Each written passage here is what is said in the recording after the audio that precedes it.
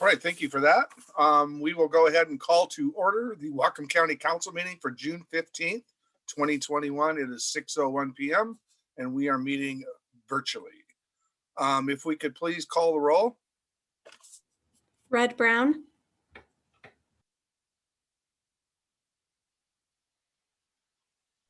Red Brown. Here, sorry. Barry Buchanan. Here. Tyler Bird.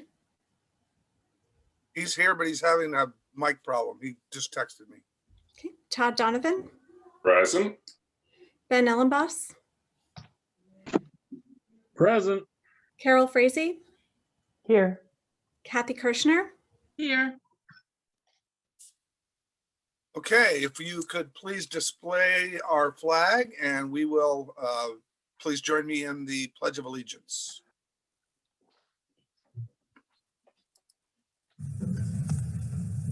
I pledge allegiance to the flag of the United States of America and to the republic for which we stand, one nation, under God, indivisible, with liberty and justice for all.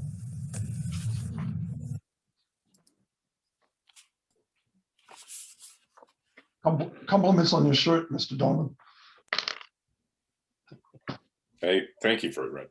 I haven't been by to pick mine up yet, but I saw the picture. Anyway, we have one special announcement tonight. That is that the council is currently holding, the council is accepting applications to a vacancy on the Lummi Island Ferry Advisory Committee. This vacancy must be filled by someone who does not live on or own property on Lummi Island. If you are interested in serving Whatcom County and the Lummi Island community, please let us know at 360-778-5010 or email the council at council@co.whatcom.wa.us. And I think we will now move to the county executive's report. Mr. Sadhu. Yes, Mr. Chairman, I do not have any report. Thank you. Okay, thank you, sir. We have 3 sets of minutes to consider for approval. Do I have a motion to approve? I'll move to approve. Do we have a second? We have a second. Okay, any discussion, corrections, additions, or deletions to these minutes? Seeing none, please call the roll for a vote. Red Brown. Yes.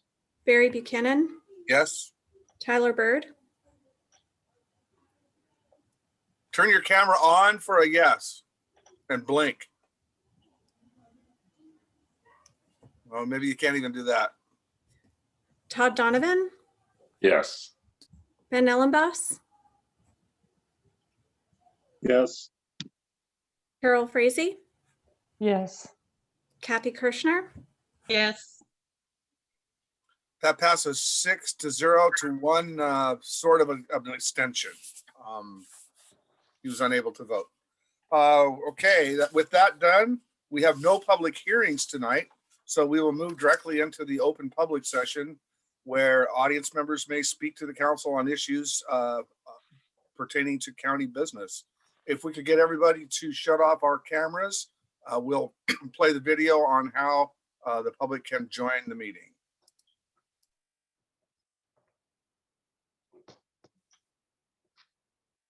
Welcome to the meeting. For instructions on how to join the meeting to speak, please visit whatcomcounty.us/join-virtual-council. Meeting information, including Zoom meeting link, phone number, webinar or meeting ID, and password are available under the meeting date at the bottom of the page.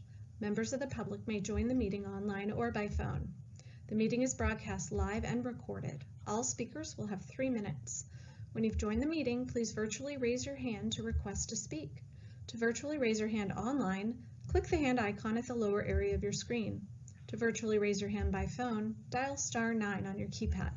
Council staff will call on you by the name listed, or if you're joining by phone, by the last 3 digits of the phone number from which you're calling. When called upon to speak, click the microphone icon to unmute, or if joining by phone, wait till you hear a message indicating the host unmuted your phone. Please first state your full name for the record. Staff will announce when your 3-minute speaking time is up. Camera sharing will not be offered at this meeting. Thank you for joining the meeting.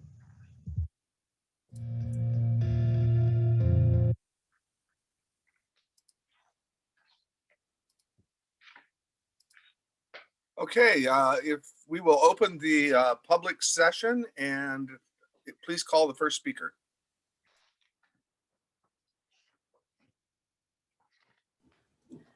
The first speaker is Kathy Sable. Go ahead, please, Kathy. State your full name for the record. You have 3 minutes.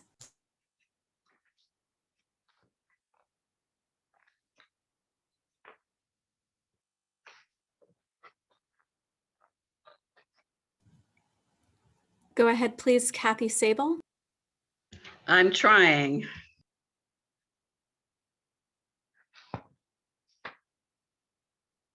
Can you hear me? Yes, go ahead, please. Okay. I'm commenting on the cancellation of the water work session.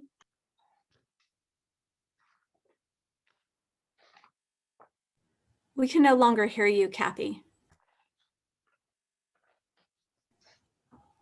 Can you please unmute your microphone? I'm trying to. I have to do the space bar. What is the other way to do it? Because every time it doesn't stay. You can hold your space bar down for the duration of your speaking time, or you can mouse over your name and click unmute.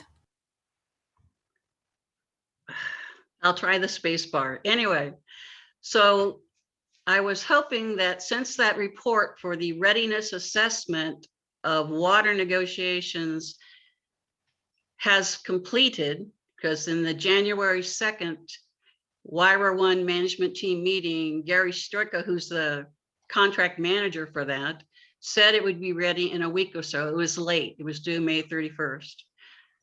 So number one, I'm asking for a release of that readiness report so I could look at it.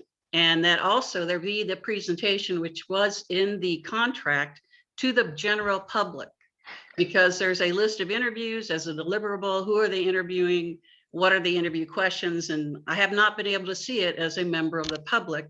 And I am requesting that that be made available, which was my understanding it will be. So I'm assuming it's done because it had been promised by the 17th, which is the WIRA 1 management board meeting this Thursday. Even though they will not review it or discuss it at that time, it is still something that should be released to the public and everybody have a chance to review it and know who was involved and directed to be interviewed for this readiness report. Because water adjudication, water right adjudication in the Nooksack Basin is funded now, the pre-adjudication, and also this settlement, whatever word people want, it keeps changing, in order to try to reach an agreement before adjudication starts after June 1 of 2023. So that is why I'm asking the council to please direct their staff to release the report. Thank you.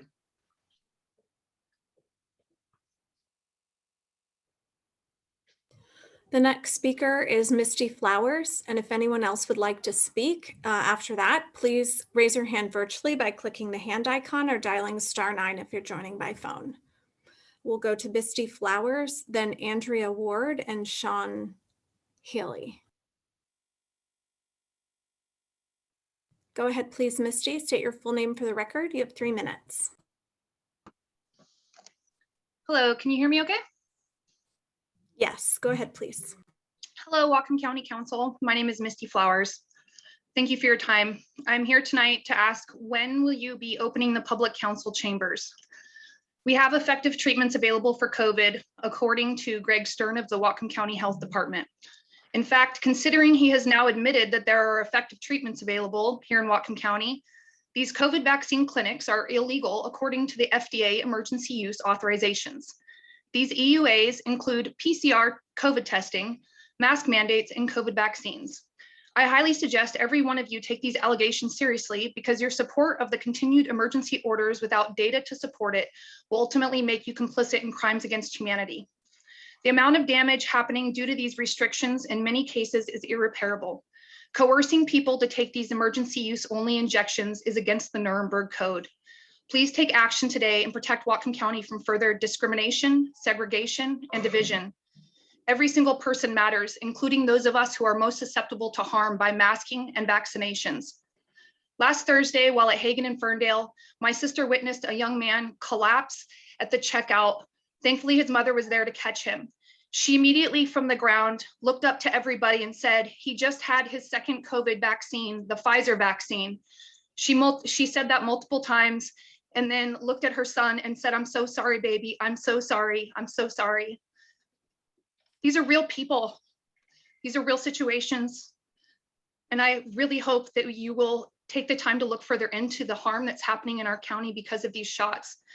The CDC is not doing anything to make sure that you're safe and that our community is safe from harm.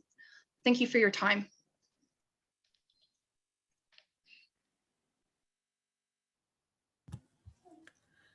The next speaker is Andrea Ward. Go ahead. Please state your full name for the record. You have 3 minutes. Hello, my name is Andrea Ward. Can you hear me? Yes, go ahead, please. Thank you. Hello, County Council. I'm calling to strongly oppose and give non-consent to Inslee School mandate on children, mandating them to wear masks if they refuse the experimental toxic non-FDA approved vaccine. Children have been shown to show little transmission of the virus. It is extremely mentally damaging and manipulative to force families to vaccinate their kids just so they can go to school without feeling bullied or ostracized by students. Please, plus the unknown and known side effects of the vaccine, including death. It's disgusting. Please, council and community members, I ask that you stand up and protect the children. That's all I have. Thank you.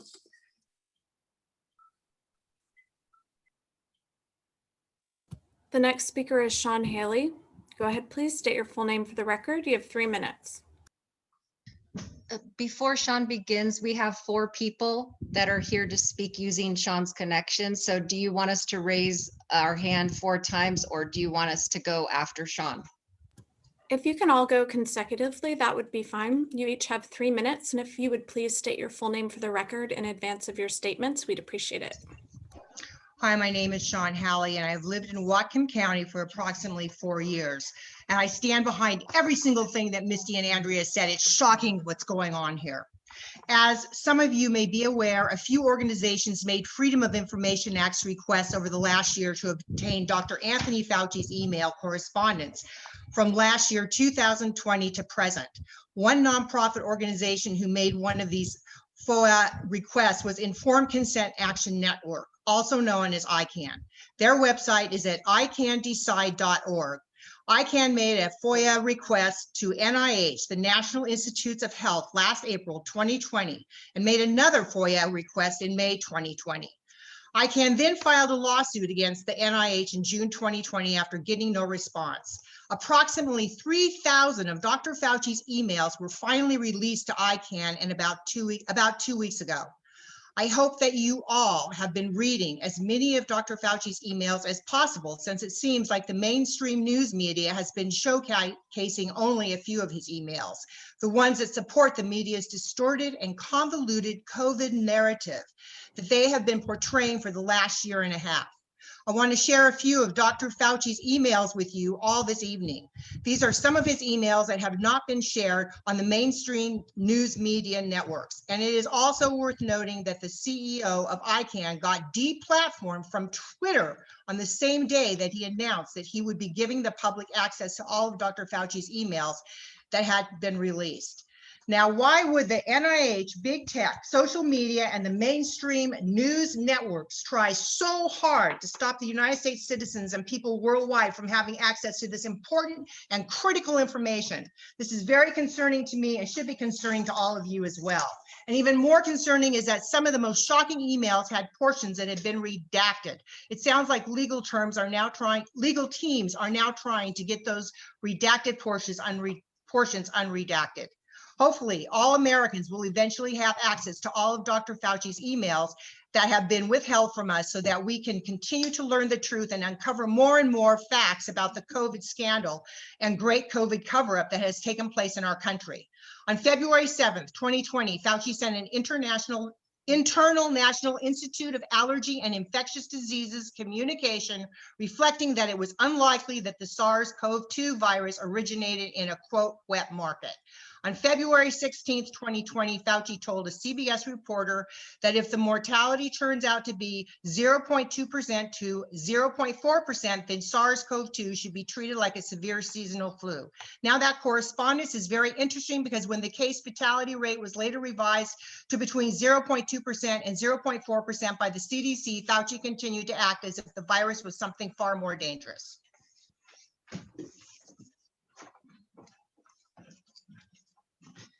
Hello, can you hear me? Yes, please state your full name for the record. You have 3 minutes. My name is Nancy Bergman, and I've lived in Whatcom County about 14 years now. On February 21st, 2020, Fauci asked a deputy director at the National Institute of Allergy and Infectious Disease to, quote, please handle, unquote, an email that was received by a group of doctors and scientists, including a virologist, that said, quote, we think there is a possibility that the virus was released from a lab in Wuhan, unquote. On February 22nd, 2020, Fauci confirmed that, quote, the vast majority of people outside of China do not need to wear a mask.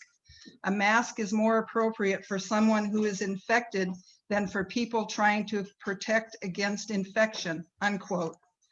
On February 23rd, 2020, Fauci stated, quote, transmission is definitely by respiratory droplet, unquote, and that, quote, children have very low rate of infection, unquote. On February 28th, 2020, Fauci gave a personal update to Mark Zuckerberg regarding developing a COVID-19 vaccine, including telling Zuckerberg that, quote, we may need to help with resources, unquote, and that if there is a delay in development timeline that he just told Zuckerberg about, then, quote, I will contact you, unquote. On March 1st, 2020, the chief medical correspondent at CBS emailed Fauci a link to his segment, which he appears to repeat what Fauci has told him, including that face masks, quote, may give some partial protection by catching droplets containing virus, but the virus is so tiny that the virus can go right through it and around it, unquote. And describing the origin of the virus as, quote, jumping from animals to people, unquote. Fauci responded with, quote, outstanding, unquote. On March 17th, 2020, Fauci and Mark Zuckerberg had an email exchange in which they share their cell phone numbers and plan to coordinate efforts to get people to comply with Fauci's messaging, including social distancing, but the details of their plan are not concluded in the email exchange. On March 31st, 2020, Fauci received a summary from his agency of the studies regarding how effective face masks are preventing the virus, and the conclusion is as follows, quote, bottom line, generally there was not differences in the ILI, URI, or flu rates when masks were used, unquote. Hi, can you hear me? Yes, go ahead, please. Hi, my name is Natalie Chavez, and I have lived in Whatcom County for approximately 16 years. On April 2nd, 2020, Fauci and Bill Gates had a phone call that was later summarized in an email that they agreed to a collaborative and synergistic approach to COVID-19 on the part of National Institute of Allergy and Infectious Diseases, National Institutes of Health, BARDS, and the Bill and Melinda Gates Foundation. On April 8th, 2020, Fauci rejects most requests for calls, but accepts without any questions a request to arrange a call with the CEO of Lilly, a major pharmaceutical company with offices in 18 countries. On April 12th, 2020, Fauci writes, quote, many tests that have been used thus far are not accurate and are misleading, unquote. On April 16th, 2020, Fauci advises that even in the healthcare setting, the face mask policy should remain, quote, voluntary, unquote. On April 22nd, 2020, the National Academy of Science representative confirmed to Dr. Francis Collins, head of National Institutes of Health, that, quote, World Health Organization, Gates Foundation, and European Commission have been leading and planning the global coordinating effort to accelerate vaccines, diagnostics, and therapeutics, unquote, and that there will be an announcement on the global structure that will involve Gates, World Health Organization, et cetera. And Fauci explained that, quote, we have Gates reps on our accelerating COVID-19 therapeutic interventions and vaccines working groups, unquote. On May 1st, 2020, Fauci wrote in a private email that, quote, you are correct in that there is a more recent tendency to use ventilators only as a last resort, since oxygenation rather than ventilation appears to be key to recovery, unquote. Those were some of the approximately 3,000 emails that were released a couple of weeks ago to ICANN. There are many more emails that are just as concerning. Fauci's emails reflect why there has been so many contradictions, confusion, and disinformation that has been communicated to the public by the mainstream news networks, by federal and state governmental agencies, and by the Whatcom County Health Department regarding the origin of COVID, face masks, COVID testing, COVID treatments, and the COVID-19 experimental vaccines that were developed in an accelerated timeline. Furthermore, the email correspondence between Fauci and Mark Zuckerberg and between Fauci and Bill Gates is deeply concerning, because we have seen throughout the last year and a half how involved big tech, Bill Gates, and the Bill and Melinda Gates Foundation have been during this COVID crisis, and how it has negatively impacted our country and our community. It is horrifying that Fauci allowed very wealthy people like Mark Zuckerberg and Bill Gates to exert so much behind the scenes influence on decisions that impacted the civil rights, health, and well-being of all Americans over the last year and a half, and deprived Americans of being appropriately informed with critical COVID information, especially in regards to critical life-saving information about very effective and inexpensive COVID treatments and in regards to the experimental COVID-19 vaccines. Specifically, that these experimental COVID vaccines do not prevent viral infection, do not prevent viral transmission, and that they have caused a lot of harm, as reported on VAERS, with numerous injuries and deaths, some of which have occurred in our own community. Thank you. Hi, can you hear me? Yes, Hello? please state your name for the record. You have 3 minutes. Okay, my name is Jean Purcell, and I'm a resident of Whatcom County. Unfortunately, our community is having a rash of serious COVID vaccine injuries. Almost everyone I know here has a friend or family member suffering. The woman that owns the coffee shop here took her elderly mother to a cardiologist appointment, and despite the daughter's orders, the mother was given the COVID injection when her daughter left the exam room. 3 days later, the mother was diagnosed with blood clots in her brain and is now in the hospital. Another friend who works as a filmmaker relayed that his boss, 33 years old, now also has blood clots in his brain within days of the COVID injection. They think he will be on blood thinners for the rest of his life, and they don't know how else to help him. My friend, who is a doctor at our local hospital, told me last night that her cousin is now blind in one eye, which began 5 days after receiving the shot. The worst may be a 22-year-old girl, my friend's daughter's friend, who is now paralyzed from the waist down, diagnosed with Guillain-Barré syndrome days after the vaccine, and she may never walk again. She is hospitalized in our local hospital and is the 3rd known case in Whatcom County. Now, the CDC is holding an emergency meeting on June 18th as more and more young people are struck down with myocarditis, a potentially fatal heart condition, as a direct result of the COVID injection. And yet, Whatcom County breweries are still being paid to host parties to keep injecting these same young people nonstop. And when you manage to question local health officials, all you get is a blank stare from behind a computer screen and stony silence. What would it take to stop this? What would it take to even pause this? Only if it's your son or daughter that was injured or killed? Thank you.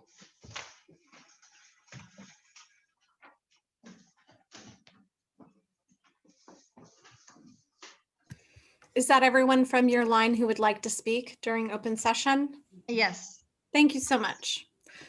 The next speaker is Marcus Stidham, and if anyone else would like to speak after Marcus, please raise your hand virtually by clicking the hand icon or dialing *9 if you're joining by phone. Go ahead, please, Marcus. Hi, this is Marcus D. Stidham. I'm the Civic Engagement Director for Serenity Outreach Services, SOS Bellingham. We're here to help. We're here at the behest of government, and we formed our group specifically to help ease the aid that we've all to ease the burden that we've all seen demonstrated from Camp 210 to Jerry Fields, Laurel Park, etc.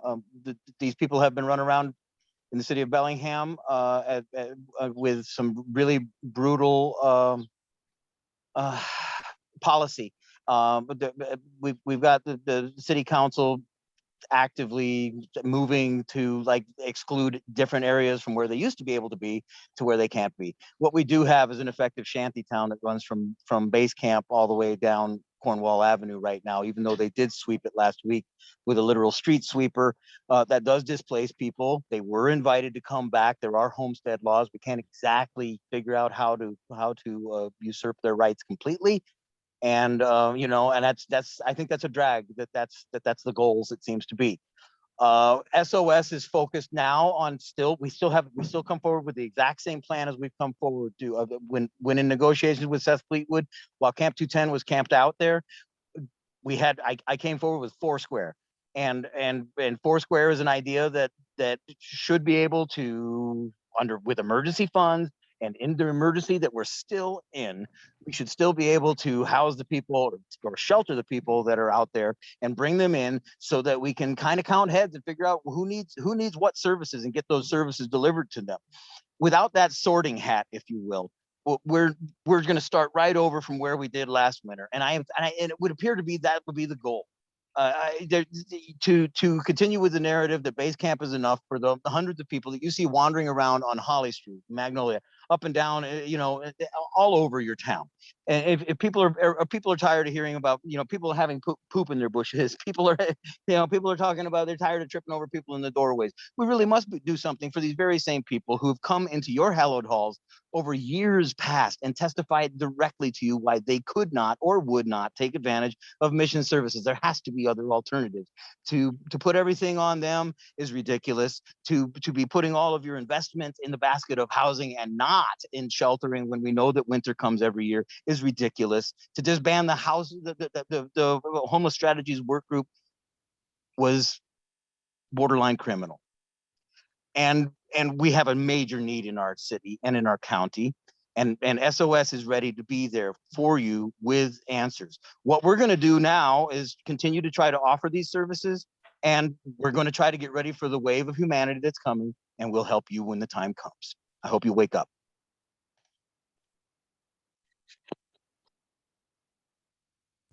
If anyone else would like to speak, please raise your hand virtually by clicking the hand icon or dialing *9 if you're joining by phone.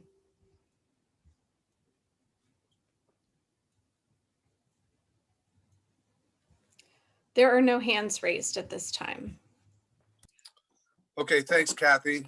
We will close the public open session and turn it over to Mr. Brown and Council Finance Administrative Services Committee and the consent agenda. There's Tyler. I see him now.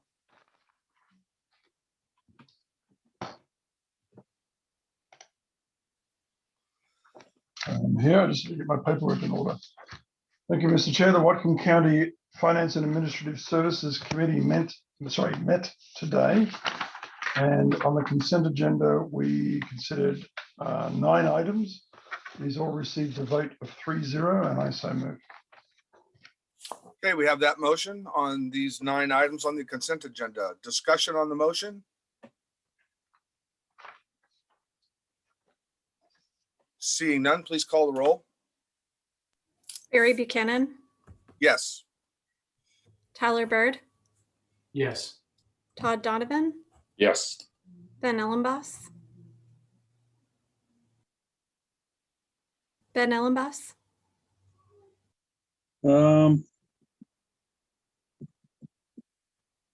Normally I vote no, but there's really nothing on. Yes. Carol Frazee, Yes. Kathy Kirschner, Yes. Red Brown, Yes. That passes unanimously. Next item up was AB 2021-307, ordinance amending the 2021 Whatcom County budget request number 9 in the amount of $1,138,322.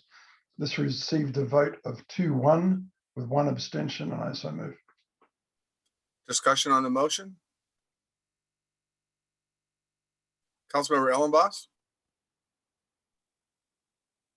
So I kind of want to echo Councilmember Byrd's concerns from this morning.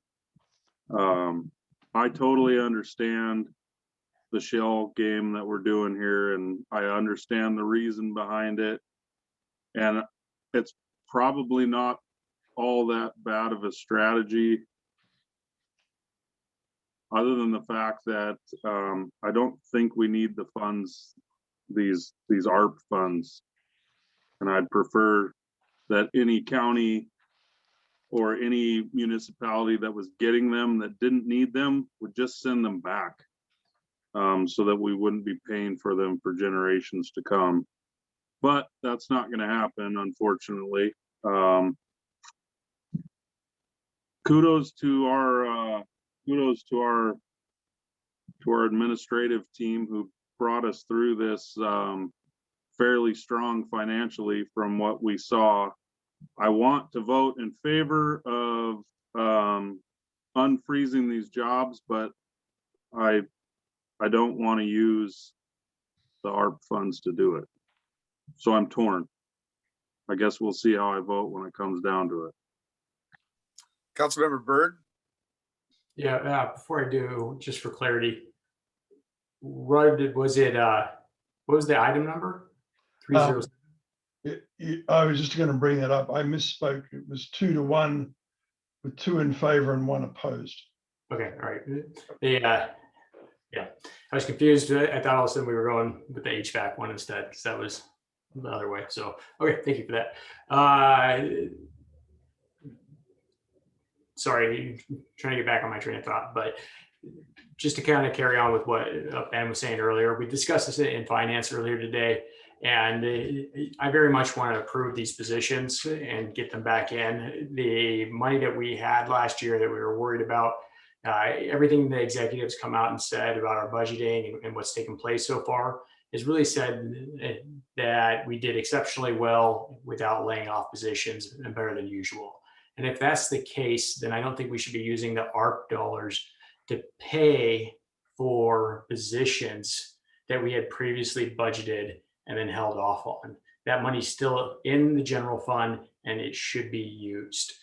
The reason I feel that way is because those ARP dollars, the minute we use them and take them out of that bucket, now they're unrestricted. And when they're unrestricted, they're going to get used for anything and everything. And I think that if you watch the finance committee today, you saw that starting to take place. We're using it for payroll. We're using it for funding potential construction projects. There's all kinds of stuff that is now coming forward. And we don't have any kind of comprehensive plan for how that money should be used.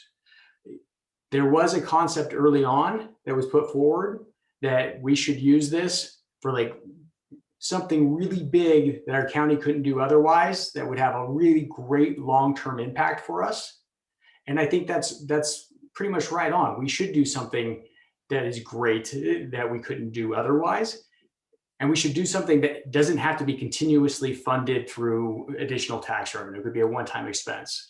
Using it for our general fund expenses and things that we would have to fund anyway, that's just some way that we're basically going to dwindle it out for stuff that we don't necessarily need, and we'll never actually see, I think, the end benefit that we want from those funds or that we could have.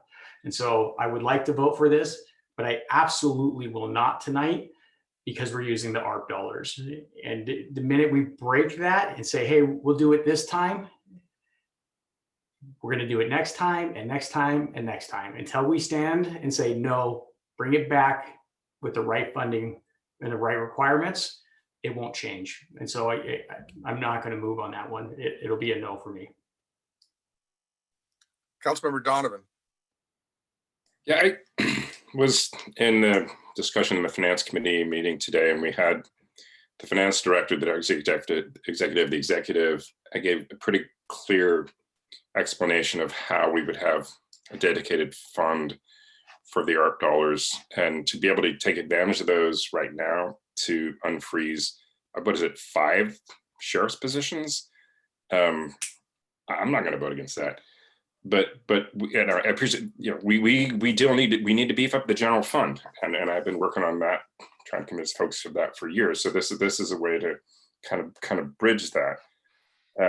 But I think one of the concerns this morning was, can we track what's coming out of the fund, which this is maybe the next agenda item.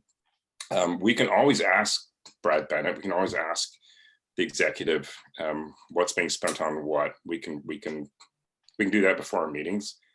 So I think this is an amazing opportunity. This is what these funds were provided for, and I'm really happy that we can unfreeze 19 positions, including multiple deputies. So I support this. Councilmember Ellenboss. Yeah, I support the unfreezing of positions, and the deputies probably would rank way up there on my priority list as well. But I think we can do it within our means without touching these federal dollars. And yeah, we know that I live in this idealistic world that other people probably can't even fathom. But like I said before, I don't think we need the funds. I'd prefer we just gave them back. Councilmember Byrd. Thanks. Todd's got this magic talent of being able to be like an exceptional politician and spin things into items that they're not. Let me be really, really clear here so we can't confuse this. I 100% support refunding these positions. The executive has told us we have the money in last year's budget to do so. So either the money is there in our general fund today to do so, or he's not telling us the truth. I'm assuming it's there for us to use. Let's use the money we budgeted originally for those positions to fund this. That's the right way to do it. And if you don't do it that way, I ask everyone in our community to look back in 2 years and see what happened to this money. Because I guarantee you, it went and got wasted on stuff that we didn't need to spend it on, and you never got that one great, awesome thing or a couple of things like childcare facilities that we could have had. I've asked multiple times for budget items and updates on things, and every time I've been told it's too complicated and it's too difficult to put that information and pull it every time, and we should only do it on a quarterly basis. So Todd, it's just not the way it's going to work. And we can paint it however you want, but there's a reason you're using the wrong bucket of money to do this, the bucket that we didn't originally plan to do it, and we don't need to use. Councilmember Kirschner.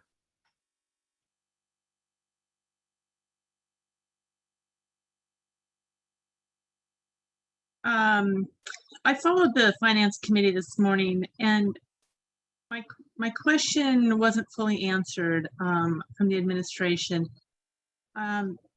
If we use the ARPA money to fund these positions, what happens in 2024?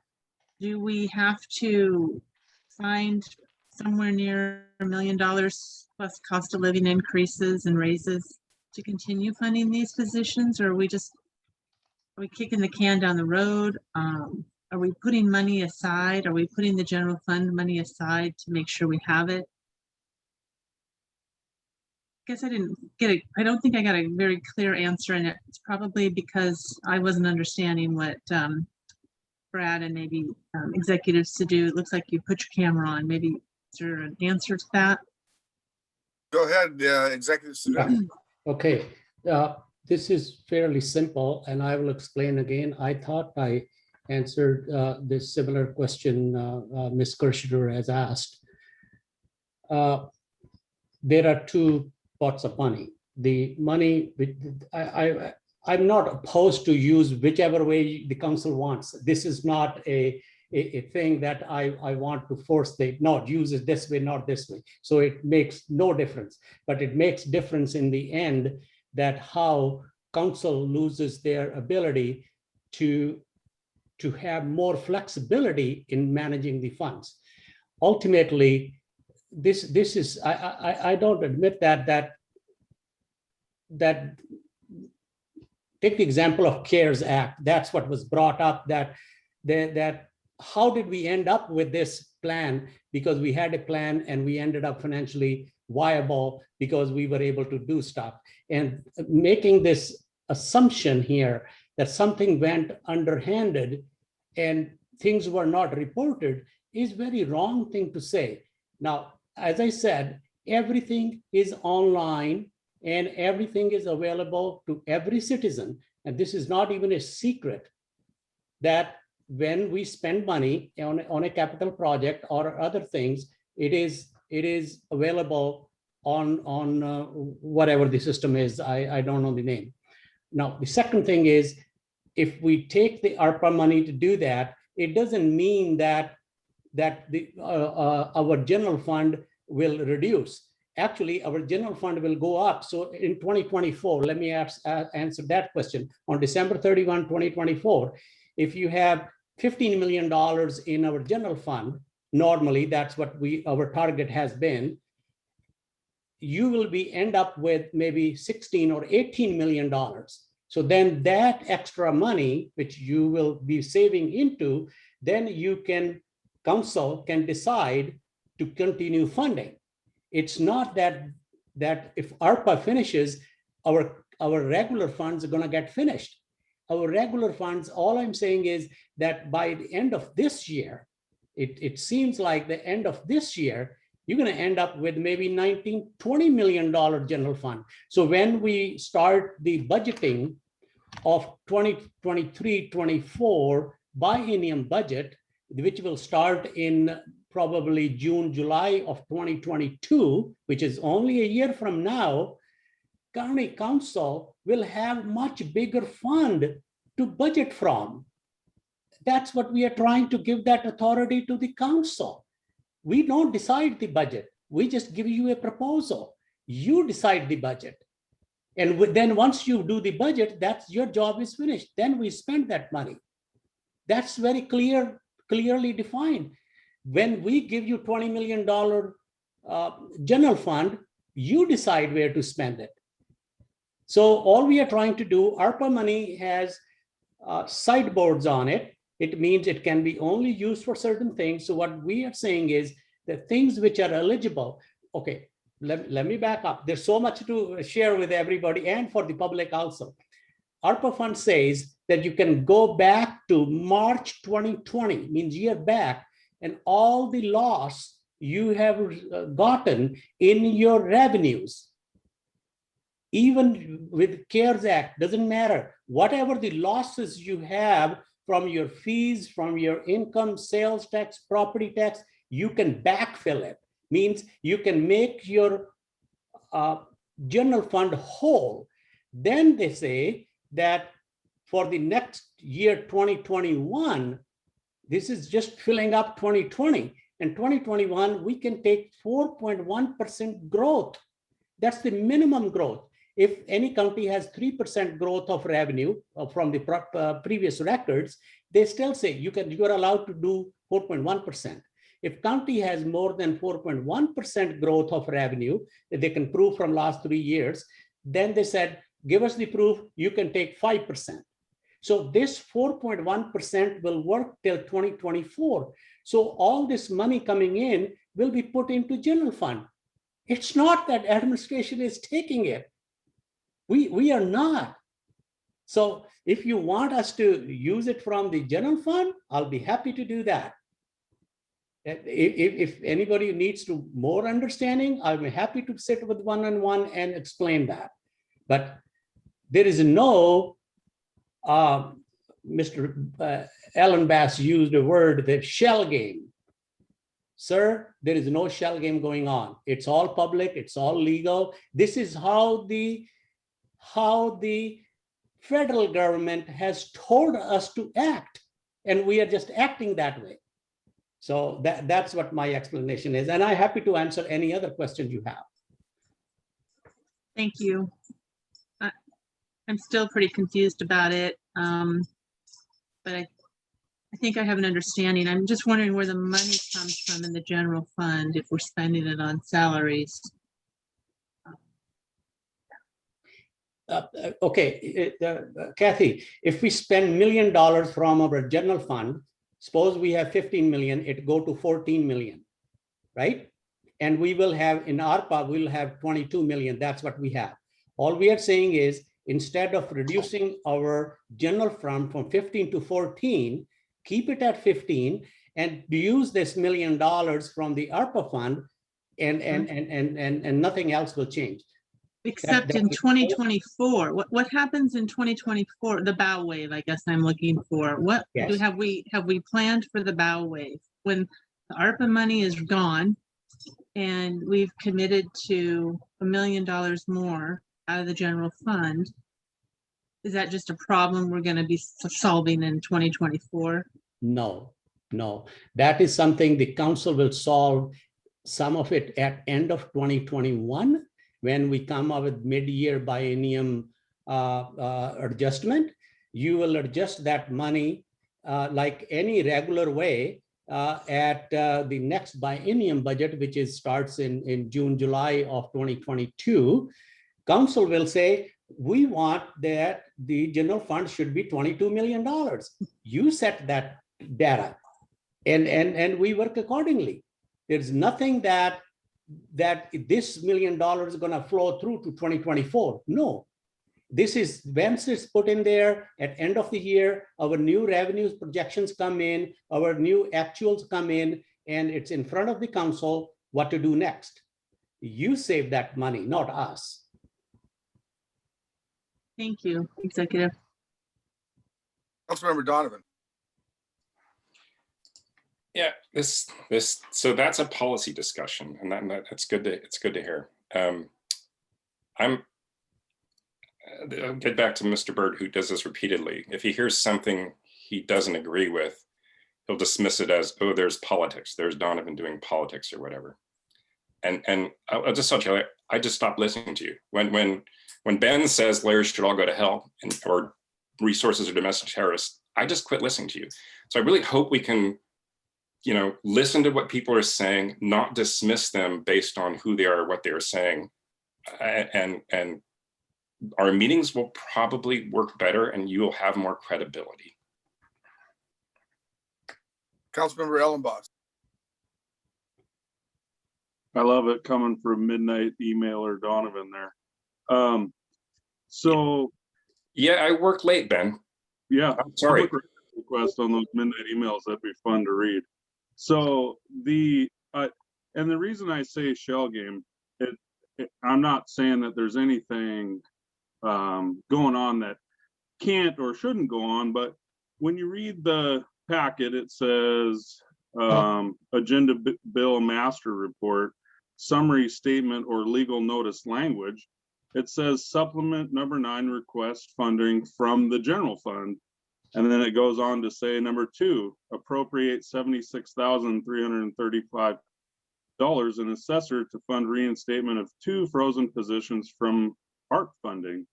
So it's funding from the general fund, but then in the description says number 2 says ARP funding, number 3 says ARP funding, number 4 says ARP funding, number 5 says ARP funding, number 6 says ARP funding. Then it says from the road fund. And number 7 there says frozen position from ARP funding. Then it says from the Whatcom County Jail Fund. And at the end of that one, number 8, it says ARP funding. Then we're talking about the Behavioral Health Programs Fund.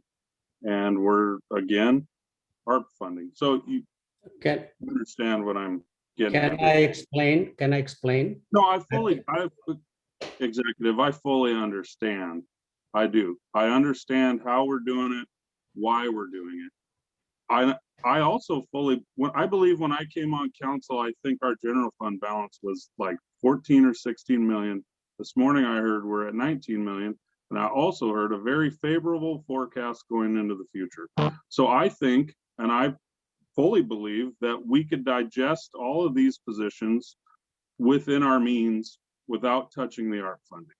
I've already stated that I want the ARP funding to go back into yeah, and that's never going to happen. I fully understand that. So my second option would be, let's use it on that one-time thing where we're going to make something great for Whatcom County and not something that's unsustainable into the future, right?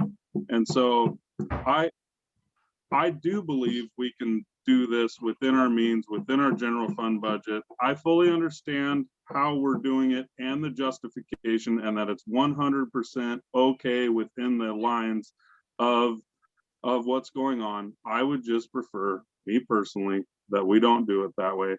So when I vote no on it, that's my reason. It has nothing to do with not wanting to unfund these positions or to unfreeze these positions. I want nothing more than to unfreeze these positions.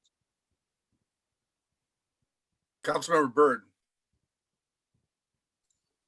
Thanks. Todd, quite frankly, I don't think you ever listen to anything that I say or Kathy or Ben say, to be honest. If you did, then you would have heard what I was saying in the beginning, which is exactly what Ben just said. And when I say that I don't want to use ARP dollars because they should be used for something else, and the general fund dollars are there budgeted for these positions, let's use them. That's not saying I don't want to hire the officers or I don't support the officers. So when you come back on and all of a sudden say, hey, or infer that I am choosing not to hire officers, it's entirely misleading. And then you layer onto that somehow, I'm the one that's not listening to you and I'm changing. Yeah, listen, I would love to have a working relationship with you and be able to come to terms and figure these things out. But at some point you actually have to step up and be willing to have the conversations with everyone and actually engage in them and be willing to talk about the questions and not call the question or move to adjourn the meeting or get up and walk out. That's entirely separate. That's not listening. That's not conversation. That's not working together. Okay. Hey, think about what I'm asking for and what I'm actually trying to help with here. I'm trying to support what Carol and Rudd put forward a month ago, which was they wanted and they asked to have this money used for something special. You're already seeing the dollars be dwindled down for other uses. Do we want to do something like that or do we not? That's it. Do we want to help with something like that or do we not? It doesn't have to be political. I'm hoping I'm being really clear here so we can't say I'm changing it or I'm misleading or anything else. Should that money be used for some big project like childcare, or should it be used for little things like payroll that we're already budgeted for? You tell me. Councilmember Donovan was next. I made a statement about my opinion. I did not mention anybody else. Mr. Byrd's response, as often it is when he doesn't like what he hears, is to dismiss it as politics. I think you can rewind this all and hear it again. And you do that regularly. I'm sorry your feelings get hurt when you don't get the stuff that you want, but I'll just point this out. Like if we go back and read this again, listen to this again. I said, I want to fund these things. I want to fund these things with this money. I didn't say Tyler Byrd doesn't want to fund these things. I'm sorry if like my statement was too political for you. A person who spends more time giving political speeches in this forum than anybody has ever done in the history of the council, to then dismiss what somebody says as being political is like the height of hypocrisy. So let's just stop this stuff, this personal stuff. Don't dismiss what I say because you don't agree with it as being political, because like you are a politician, Tyler. This isn't about being not political. This is about policy. Let's just talk about our ideas and not dismiss people as being, quote, political if you don't agree with them. That's just, it's hypocritical and it's counterproductive. And again, I'll say, when you do that, I will stop listening to you and it's not gonna help us get anywhere. Executive Sadhu? I just want to say final word that Mr. Byrd, when you said that somehow council will lose track or money will be used for something else, that's a stretch. If the council members are unable to track the general fund and what they did 2 months ago, that's not my fault or administration's fault. You need to remember, what did you approve 2 months ago, 3 months ago? That's all I'm saying. But insinuating that this is what happened last year, this is exactly the doubt you have created in people, in the public who's listening, that last year it was willy-nilly and the council never got chance to appropriate properly. That's what what you said, that's what it means to a listener. So I am totally okay if council says do it from general fund. It doesn't bother. It doesn't matter. Actually, I'm just trying to save money for the county's best benefit. If you guys think that's not right thing to do, I'm fine to do it general fund. And one thing is, we all agree to unfreeze these positions, which I'm so happy about. Okay, let's get back to the motion, which is a motion to approve. Does anybody have anything new to say or substantive to say? Councilmember Brown. If I was county executive, I would do it the way the county executive is doing it. Councilmember Ellenbach. Can those ARPA funds go towards buying a ferry?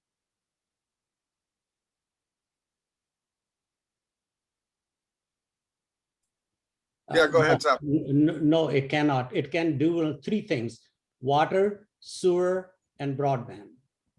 That's what I said. But if it is general fund, if we put $5 million in general fund, you can buy ferry with that. Ferries go on water. No. If Well, if no, it's a ARPA joke. That was a joke. Okay, I'm sorry. I'm sorry. okay. You see the flexibility council will have to do the things they want to do, and in addition to that, the things they want to do, or we're gonna be chastised that these are the only 4 things you can do with it, and the rest is nothing. Okay, are we ready to vote? Okay, please call the roll. Tyler Bird, No. Todd Donovan, Yes. Ben Ellenboss, No. Carol Frazee, Yes. Kathy Kirschner, No. Red Brown, Yes. Barry Buchanan, Yes. That passes 4-3. All right, well, the next item's easy. We're just going to discuss the meaning of life. That shouldn't take us long. Next item up is an AB 2021-310 ordinance amending the American Rescue Plan Act Fund and establishing a budget for the American Plan Act Fund. This received a vote of 3-0 and I so move. Okay, we have that motion. Discussion? Okay, roll call, please. Todd Donovan, Yes. Ben Ellenboss, No. Carol Frazee, Yes. Kathy Kirschner, Yes. Red Brown, Yes. Barry Buchanan, Yes, Tyler Bird, No. that passes 5-2. Next item up is AB 2021-324, request authorization for the county executive to enter into a local agency agreement supplement number 4 between Whatcom County and the Washington State Department of Transportation for the Birch Bay Drive and Pedestrian Facility Project in the amount of $1.1 million. This received a vote of 3-0 and I so move. Discussion on this motion.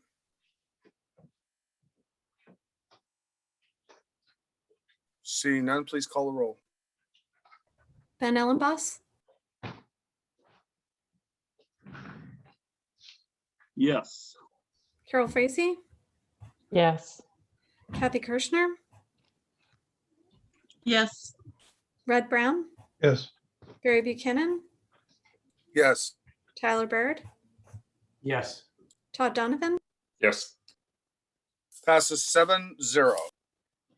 Okay, next one is AB 2021-330, County Executive requests approval of the Economic Development EDI Board's recommendation for funding to support 3 project applications from the City of Linden, Port of Bellingham, and the Bellingham Authority.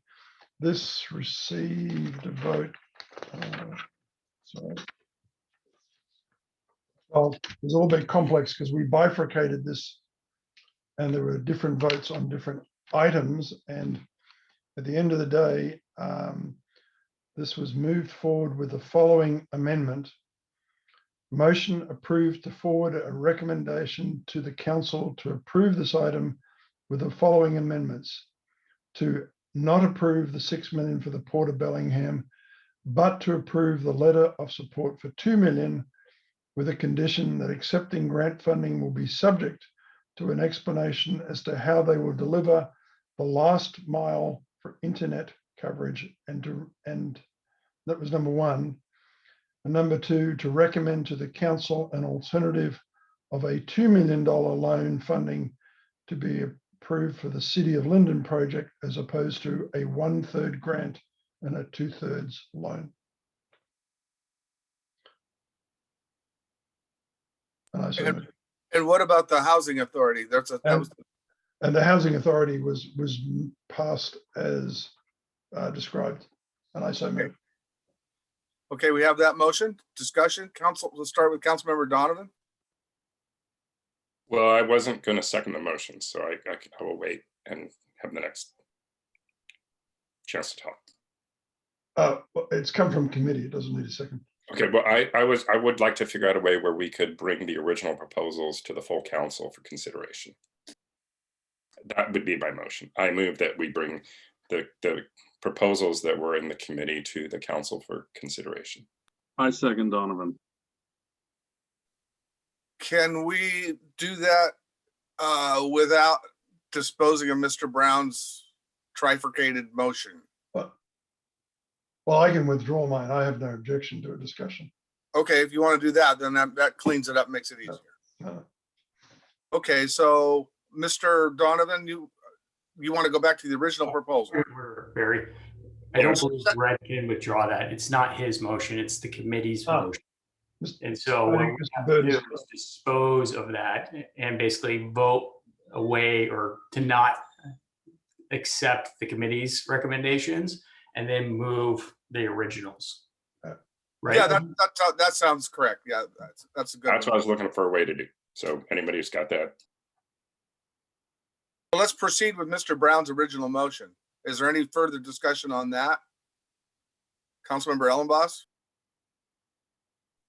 Okay, so I guess in my mind, I want to work through these one at a time because I think, and I'm not sure exactly what Councilmember Brown's motion is, but I think it's somewhat of that. But I think that there's an excellent point in here that the way this is written is for $6 million. So we need to address that somehow, the first one for the port. So what's the intent here? Are we going to work through these one at a time or try and amend everything and then vote on a package? My intent was to have the committee discussion be a discussion of the committee of the whole rather than just the finance committee. So we start from where the finance committee started. Okay, yeah, I like that. Okay, so we got Mr. Brown's motion. If we approve that, obviously we go with what was described in his motion. If we deny that motion, then we will go to Mr. Donovan to make his motion. So any more discussion on Mr. Brown's motion? Seeing none, please call the roll. Carol Frazee, No. Kathy Kirschner, No. Red Brown, No. Barry Buchanan, No. Tyler Bird, No. Todd Donovan, No. Ben Ellenboss, Nope. Okay, that motion fails. Mr. Donovan, now you may make your motion.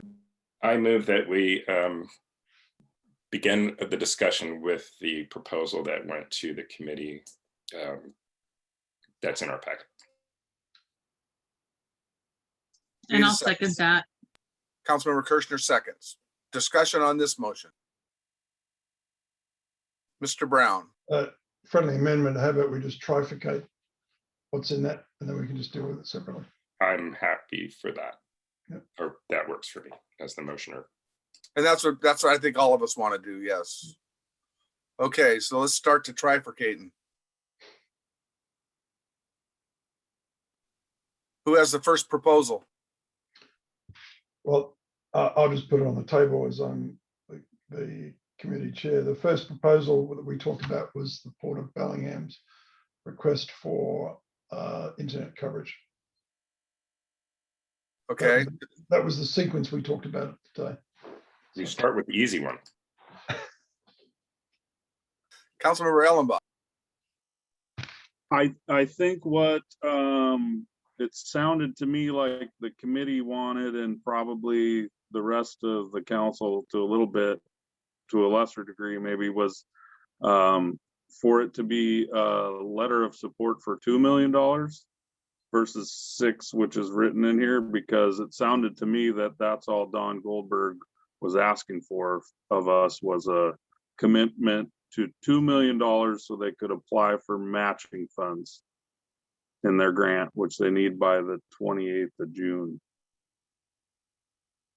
So Deputy Executive Schroeder, you turned your camera on. Did you have something to say?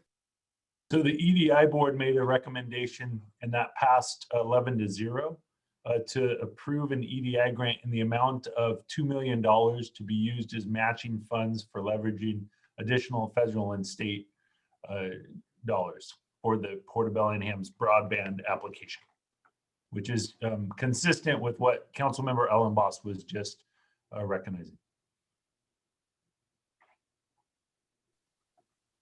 Mr. Ellenbach.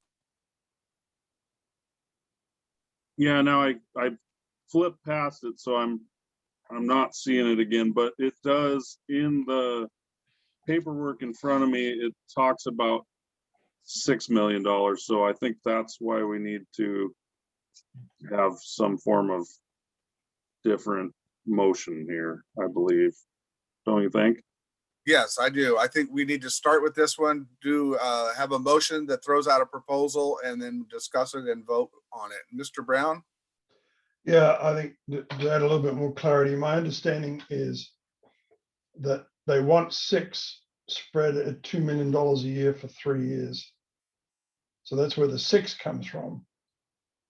They, to be more specific, their ask today was for 2.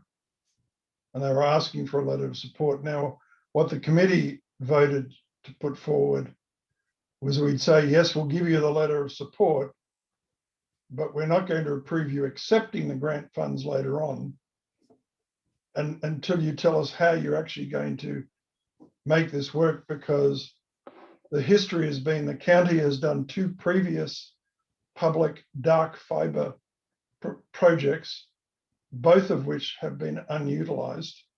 The PUD is still paying off $1 million of debt from the last one, and probably the city of Bellingham's doing the same, although I'm not sure.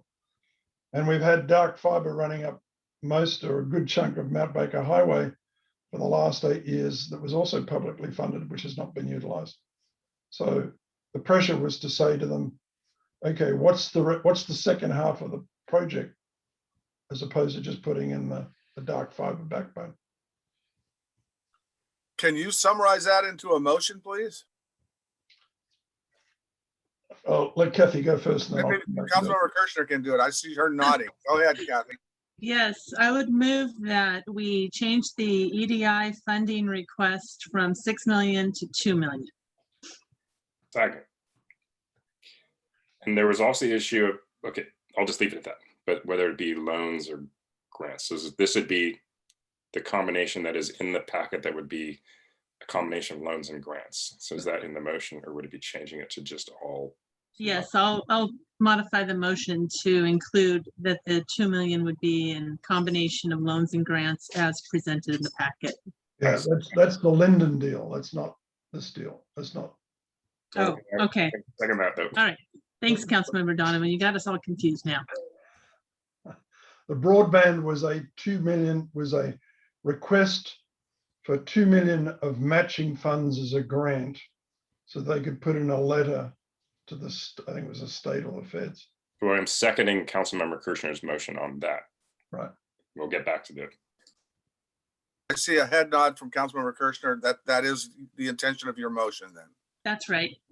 Okay, discussion on that. Councilmember Ellen Boss, I saw your hand a moment ago. I was gonna clarify that the Port of Bellingham was asking for a grant, and it was Linden that was a grant and a loan, and then Yeah. Bellingham Housing Authority was a loan. And that was me confusing things. Thanks, Ben. And I would ask in the future that these come under separate agenda bills, so we don't get into this strange loop we're in. Loud and clear. I will thank do you. that on everybody's behalf. Okay, further discussion on the motion. Okay, please call the roll. Kathy Kirschner, Yes. Red Brown, Yes.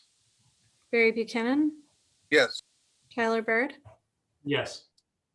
Todd Donovan, Yes. Ben Ellenboss, Yes. Carol Frazee, Yes. That passes unanimously. Okay, the next portion, Mr. Brown. Well, the next portion of the EDI of the Port of Bellingham was the part that we were asking them to come back and tell us how they were going to do the last mile. And they had to give us a good explanation for that before we would allow them to accept the grant. And that would trigger the point where we had to fund our portion. So that's my motion is that they have to come back with a plausible explanation as to how they're going to do the last mile before they can accept the grant, and we will fund it. Do we have a second for that motion? I'll second it. Councilmember Ellenboss seconds. Discussion, Mr. Donovan. I'll speak against the motion. I'm trying to remember the stuff we had in this conversation this morning, but I think if we approve the original request, I'm looking at my calendar over here, that gives the port the ability to put an application in to leverage the funds that we might be giving them to get more money. And then there's a short time frame on that. And I really appreciate the work Mr. Brown's put into this in terms of that. It's not just the last mile, it could be the last 300 feet or whatever to get to a house or something. But I think, and if I'm remembering it correctly, that it's important for the port folks to get this application in. We can come back after it and maybe change things or not. But I'm supportive of the original proposal. Councilmember Kirchner? Well, I was just wondering if the motion, if it's going to make sense if we approve this amended version that we just voted on, wouldn't the port have to come back to us with a new EDI request to get more money since we're going to be finishing this one up? Or are you proposing, Councilmember Brown, that we sort of leave this open-ended or open? I guess I'm just trying to figure out what the weight of your motion would be, and can we really do that at this time? It seems like maybe that motion would be something we want to let the port work on, and I don't know. Councilmember Brown, you want to clarify? Well, I mean, let's start with the intent, and maybe that needs to be wordsmithed from there. This community twice has put in public fiber and twice it's failed.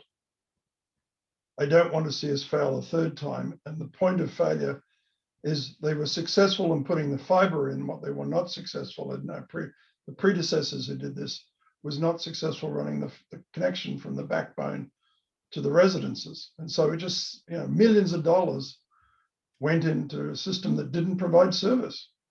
So the pressure point we have here is to say, okay, we'll give you the letter of support because you tell us it's urgent and you've got a deadline. We'll give you that letter of support, But between now and when you have to get approval to accept the funds, we want an explanation as to how you're going to do the last mile. Because otherwise, I'm just concerned we're going to spend $20 million and just have a pile of nice dark fiber. Yeah, I understand. I understand. Can I follow up, Councilmember Buchanan? Absolutely. Okay, thank you. I understand what you're asking for. I'm just asking, is that in our purview? Is it something that the council can ask the applicant to do when there's no application in front of us? Or are you just saying that this is contingent on us giving them the letter of support? Well, I'd give them, if I can just respond, I'd give them the letter of support now because I have the deadline. But at some point in the future, we have to make if I understand the process correctly, there'll be an ordinance to do the transfer of money. And we have the option to vote for it or not at that point. And I want to give $2 million. The actual $2 million. Oh, okay. Right. And I want to say to them, when it comes time to get the actual $2 million, we want this before that, because we want to know it's going to work. And that's what I'm not convinced about. Whether it's going to work. So at some point in the future, it might be 30 days, it might be 6 months. When they come back for the $2 million, we say, okay, so where's the last mile? Thank you very much. Do they have to come back after this vote tonight, or is this a done deal?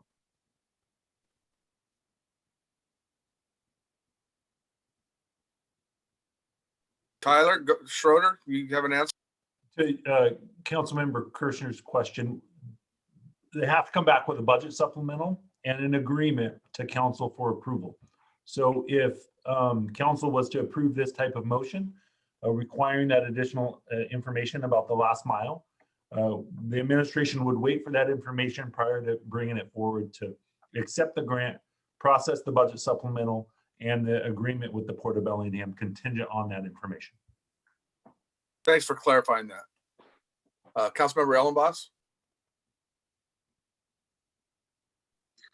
Okay, so I seconded this motion for discussion, exactly this discussion that we're having. I don't, however, I feel like passing this, I agree with this motion, the intent of this motion. I think in this moment, if we pass this motion, it muddies the water on what we committed in the beginning. We can't give them a letter of approval saying, yep, we're willing to do this so you can get these matching funds, and then say, but it's contingent in the future. I think we have to tell them, yes, we're gonna support this. But so earlier, I played a little devil's advocate there when I was uncharacteristically laying it on pretty thick to Mr. Goldberg and his associate there from the port about their timeliness and how it could be a good strategy for anyone looking for a grant in the future. So I really feel like they understand where we're at on this, and that I agree with you 100%, Councilmember Brown, that we need to know how we're going to finish this. Otherwise, we're just spending money to spend money. But I think they get that. And if they don't do it, they're probably never going to get a dime from us again for this type of a project. So I think we could probably just pass the first motion that we did, that we're going to support them with the 2 million. And then everybody knows that in the future, this is what needs to happen. Because I think if we officially pass this motion now,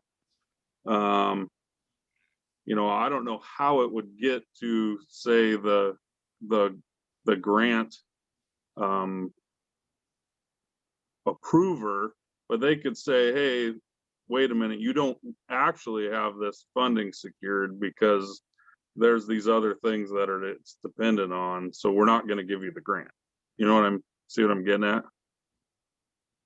And regardless of what we say or do tonight, we still have to vote on a budget supplemental that comes to us from the administration. So that is still a fact no matter what we do on this.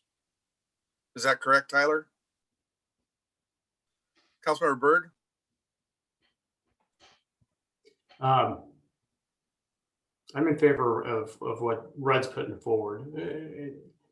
The fact that we've gone through this twice already and the fiber set dark, and it's been a huge issue across the board, right? At least the city's fiber system. And the fact that this one set dark and we didn't even know about it in the beginning is kind of crazy to me. But it's not uncommon, right? I mean, in every type of financing and structuring I've ever seen, it's really common to have contingencies before you pay out. And so at different thresholds, and all we're essentially doing is setting the expectation. You're not saying they're not going to get it, but you're setting the expectation that this is what we want, so that it's very clear what needs to get done before they come back and they get that money from us. I think it's really important here, especially because when you look at it and just the simple questions that we were asking earlier, I'm sorry, Councilmember Brown, what was his, Bob Warshire, right? Bob Warshire. So here's a guy who's been in that industry for years, is looking at the connections and saying it's $30,000 to run the last mile on average 10 years ago. Ben, you said you looked at it, it was what, $30,000 or $40,000, and they're telling us it's $2,000 and that we're okay. I mean, there's such a huge disparity, like it doesn't even make sense to me how we could get there, right? So we need to have those things kind of figured out. And if we can't get them figured out beforehand, how can that project be successful? So I really think it is important that they go back and they do the research and have a really great plan for how they're going to implement that and what that cost is going to be. I'm not sold on the fiber anyway. I mean, $2 million, that would cover 4,000 households through Elon's system, right? That's up and going right now. And you could have it in 12 months versus $2 million gets us a part of that line that's implemented with 0 people hooked up. Not this year, not next year, not in 2 years. In 2 years, they get to start the project after the permits are done. So if we're going to really make that kind of commitment to an outdated technology, like a hard line, I think that we need to have a really good expectation and plan for doing so. And so I think this kind of sets out that expectation. Councilmember Ellenboss. Yep, and I agree fundamentally with everything you're saying. I just don't want it to bite us with the grant application. So I support it, other than the fact that I don't want it to muddy up the water for the grant application. But, this is, and I totally hear what you're saying about the Starlink thing, and I think that that should probably be what we look to in the future. But the one thing I come back to is like, being a rural liver myself, having a tree in the wrong spot can mess with your ability to have satellite TV or these types of internet, or whether your cell phone even works. And so since it is Maple Falls dimming type of areas that we're servicing with, as you say, outdated technology, it also is probably the most reliable for areas where the terrain is varying and the fauna can be large, or flora, I guess. So it may be the right application up there, but probably in the future, it's probably not the future that we're looking to. Executive Sadhu. Yeah, I think that Tyler has a good point that technologies are changing and we should keep that in mind. But what Mr. Ellenbass has said is also right, because this is not going to get wasted. I just want you to know that if we put hardwire into this thing and supply to those homes broadband, it will be in service for next 20, 30, 40 years, right? And it's like, this is what it is. Now, one thing I just wanted to make it clear, their ask for $6 million is really true ask. We should not lose sight of that. That's what the EDI board said. Hey, $6 million right out of the gate and all grant money is we need to slow down a little bit. We need to just breathe a little bit that what it is, more details and everything. And that's why the EDI board said $2 million commitment. Now they can go with that commitment. It is as good as when the council writes a letter to the state Department of Commerce that we will give the matching funds. It's as good as giving the funds. Now, we did discuss in the daytime that if these things don't come to the satisfaction of the council can say, don't accept the grant, right? That it was discussed earlier in the day. But at the same time, I want council to know we need to commit $6 million. Now, the ARPA funds are eligible for broadband. There are other funds which may become available, which are for from the infrastructure bill they are going to pass. They may be eligible for that. So that's why we thought, let's commit $2 million from EDI, not all 6, to start with that. We may have other sources of funds as we go along, but I want council to know that it's not only $2 million. It's going to be 6 or more to get this thing completed. Even the total price is about $15 million. So they have to find other sources to do that. Even with $6 million, it won't get finished. Now, this is another thing. We always talk about Deming or this. This is not that only. The total budget, total project is like H Street. That there is no ability to do that. Point Roberts, which to me is the most easiest thing to do. It's isolated, small community, no long distance, it's flat, it's everything. We put the fiber there and we do the last mile at the same time, which could be around $1 million. And that could prove the model that it works. And I was in Point Roberts just a few days back, and I talked to the community. And we have not made any promises, but I said that this is something that we are looking at it. So that could be that the first $2 million we put in, and we do a project which shows not only dark fiber, but all the way to somebody's home and their computer is on. And then we bring that model and replicate that with different ISP. So there's a lot of different questions need to be answered. But $2 million is not enough to do this project. Thank you. Councilmember Brown? Yeah, I think, first off, if we spend $15 million, we will put in a backbone and we will not connect a single house. Not one. It's the technology that bolts onto the backbone that is going to determine what houses we're going to connect. And that technology, we've got to work out what we want to do on that, because that's also going to drive where the fiber is going to go. One of the things that you're unfortunately going to be inflicted with over the next couple of months is I'm helping my son try and find a place in Southern Ontario. And as part of that, I'm looking at the differences in the systems over there. And one of them is their internet connectivity. And they put out maps where you can map out, you can see the fiber, you can see the wireline, you can see the cell phone coverage, you can see the Wi-Fi coverage. They've actually got reasonably good coverage throughout Southern Ontario, and most of it is not wired. Most of it is large cell phone towers that they've put up. So, or wireless type related. So it's just further evidence that a lot of the connectivity is not going to be fiber, because it's just not economical to do that. So all I'm asking here is, before we actually write a check, because if with anything that we apply for a grant, the process is the council says, yes, apply for the grant. The department applies for the grant. And then if the grant gets approved, the council, or at least the very least executive, has to approve the acceptance of the grant. So I'm not asking for anything different. I'm just saying, by the time we get to accepting the grant, tell us how you're going to make it work. That's all. Mr. Byrd? Yeah.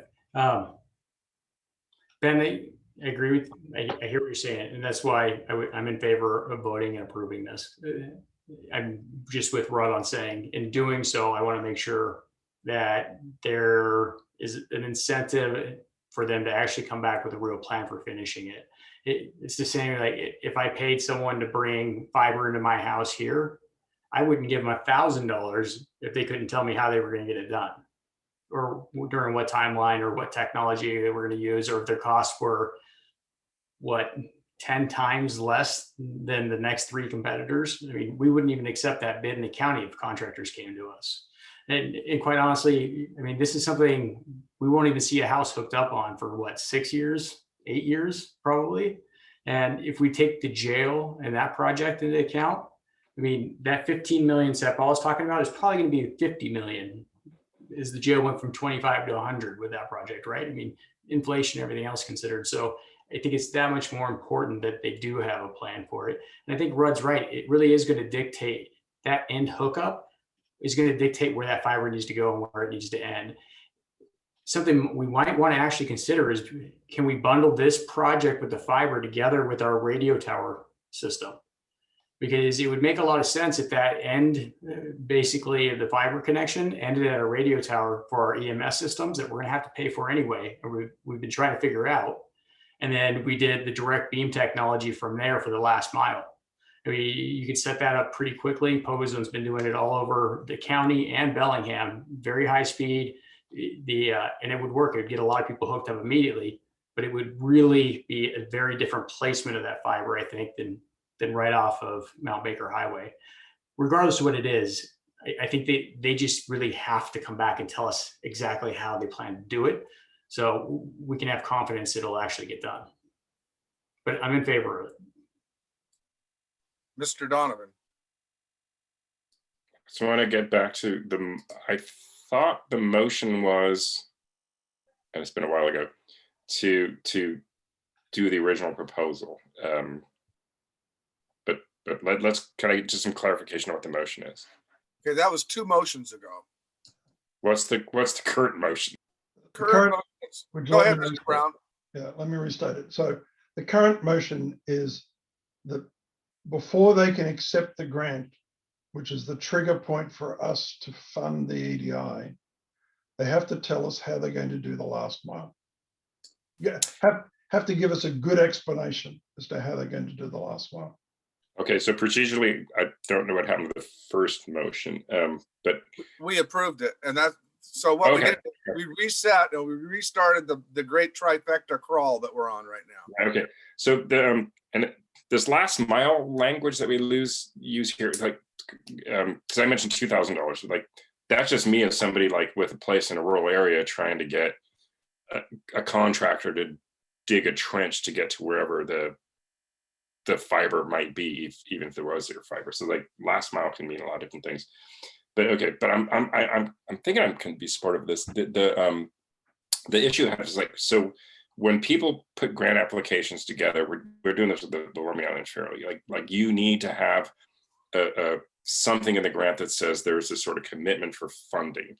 So my worry is if we don't commit to the $2 million up front, this grant that's going to be due on the 29th might be compromised. And we had folks here in the morning to talk about that. And that was kind of my sense coming out of that meeting. So that's my only worry right now. Okay, any other discussion on Mr. Brown's motion? Mr. Brown. Yeah, I understand what you're saying, Mr. Donovan. I think though every single grant application is understood to be subject to final approval by the councils, whichever the council is, us or King County or whatever, because the staff may come back with a proposal. The council says, well, that's not going to fly because you're going to have to, fill in a wetland, or you're going to have to engage in eminent domain, or you promised us a facility that was 10 beds and now it's only 5. There's always the final check, and I think the grant people understand that. So if I vote on this, I am leaving the port in a position where they can apply for this grant that they have a June 29th deadline on, and they will be able to put in that grant that this is a funding source that is a potential matching source. Because I think that's kind of what they're looking for. And I know that's what we're looking for on some other grants that we do. So can we be confident about that? Well, for the record, let me state, the intent of my motion is not to impede their ability to apply for funding. It's just tell us the rest of the details before we will sign the check. And we'll give you Right. time to do that. But a stronger grant application comes with, we have these funds that are potentially backing it. So that's, I'm trying to support the motion here, but that's my worry here. That they're putting something together. They got to get out the door in 2 weeks, and they need us to be able to say we're on for 2 million, not 6 million, 2 million. And are we doing that with this motion? May I call a friend?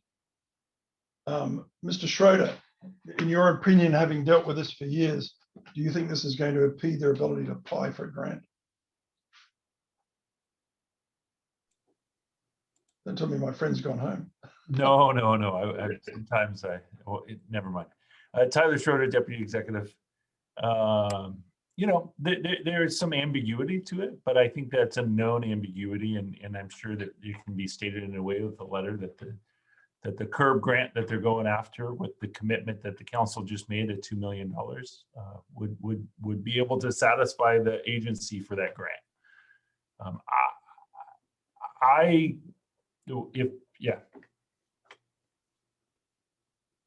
I tend to think here, you guys didn't ask, but I'm going to say it. I tend to think the message has been heard loud and clear from the Port of Bellingham.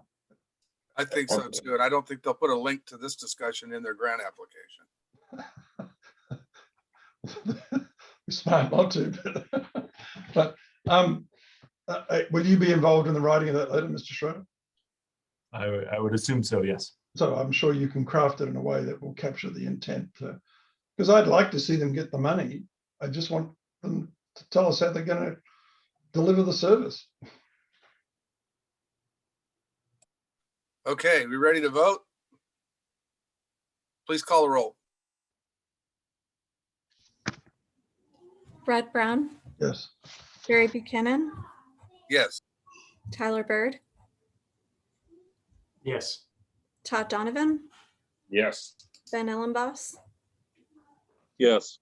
Carol Frazee, Yes. Kathy Kirschner, Yes. That passes unanimously. Okay, part 3 or 2 or wherever we are, Mr. Brown. So the next item up was the Linden request for a, sorry, I have the right number. $2 million, of which 1/3 was grant and 2/3 was a loan.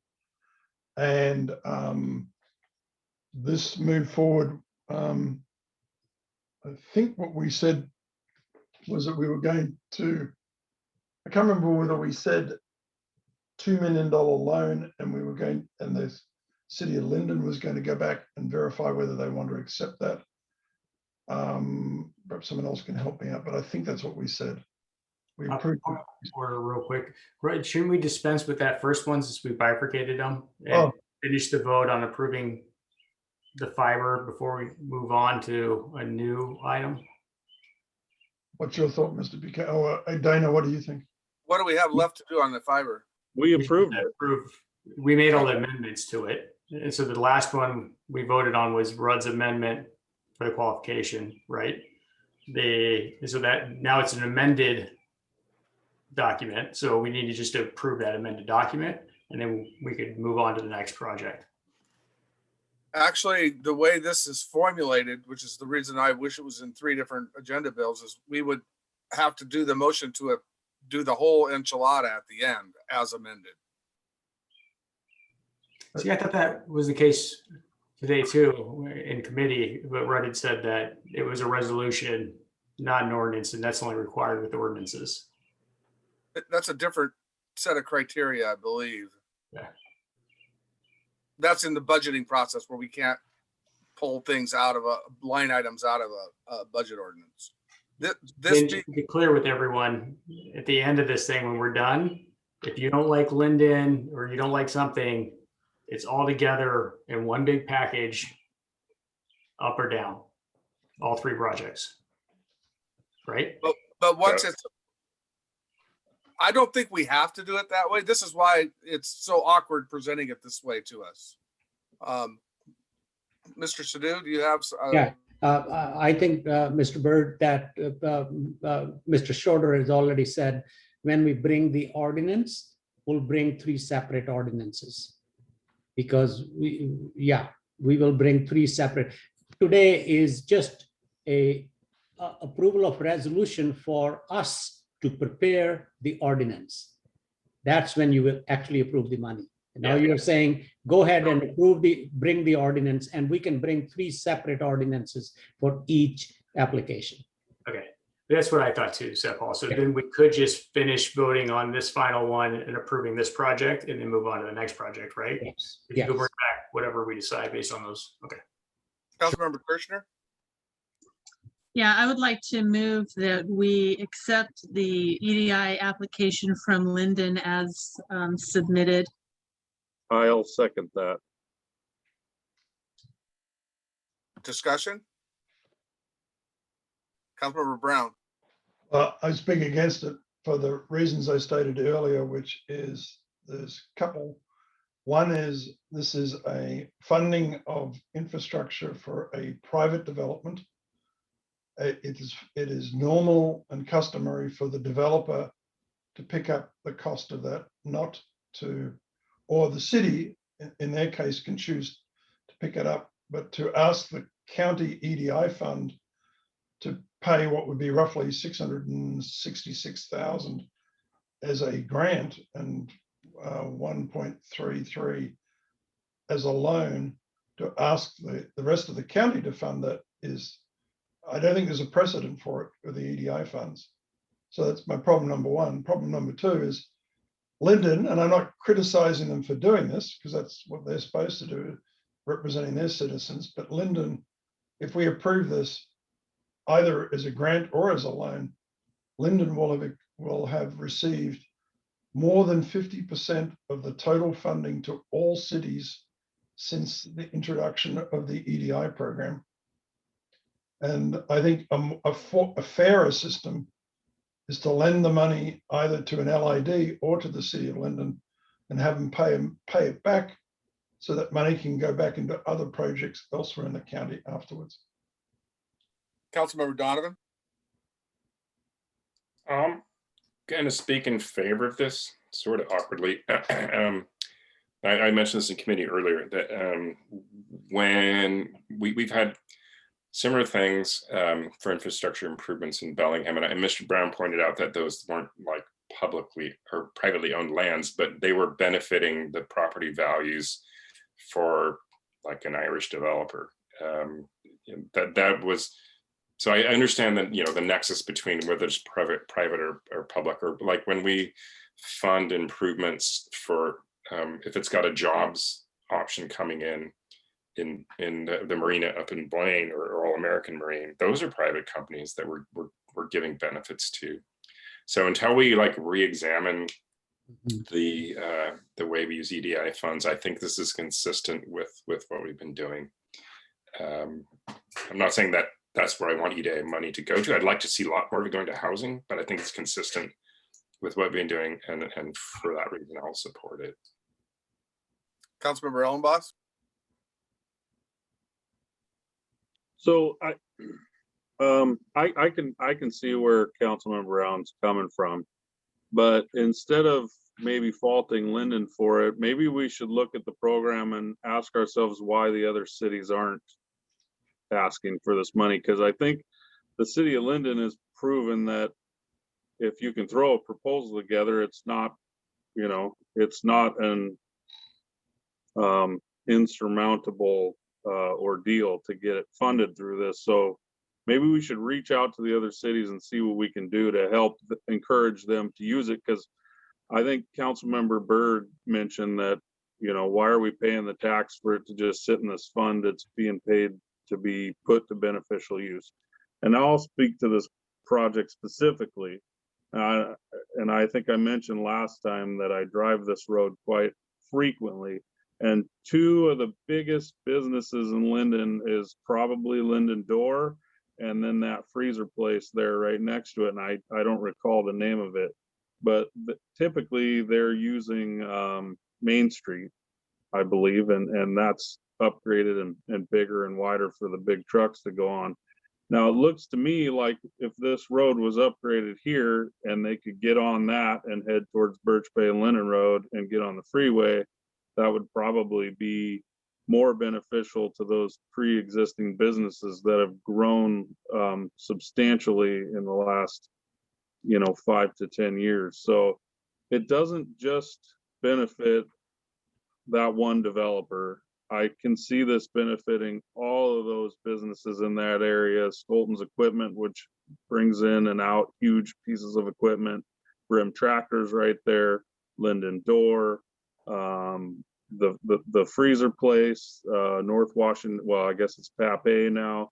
All of these businesses are businesses that use, large vehicles, large trucks, hauling in and out, and they're employing people that live in Whatcom County, not just the city of Linden. So I'm speaking in favor of funding this the way it's written. Councilmember Kirschner. I just wanted to comment that this is the Economic Development Investment Program. And so it's, I think, natural and normal to expect that there would be private industry benefiting from the use of these funds. That's the name of the fund, Economic Development Investment.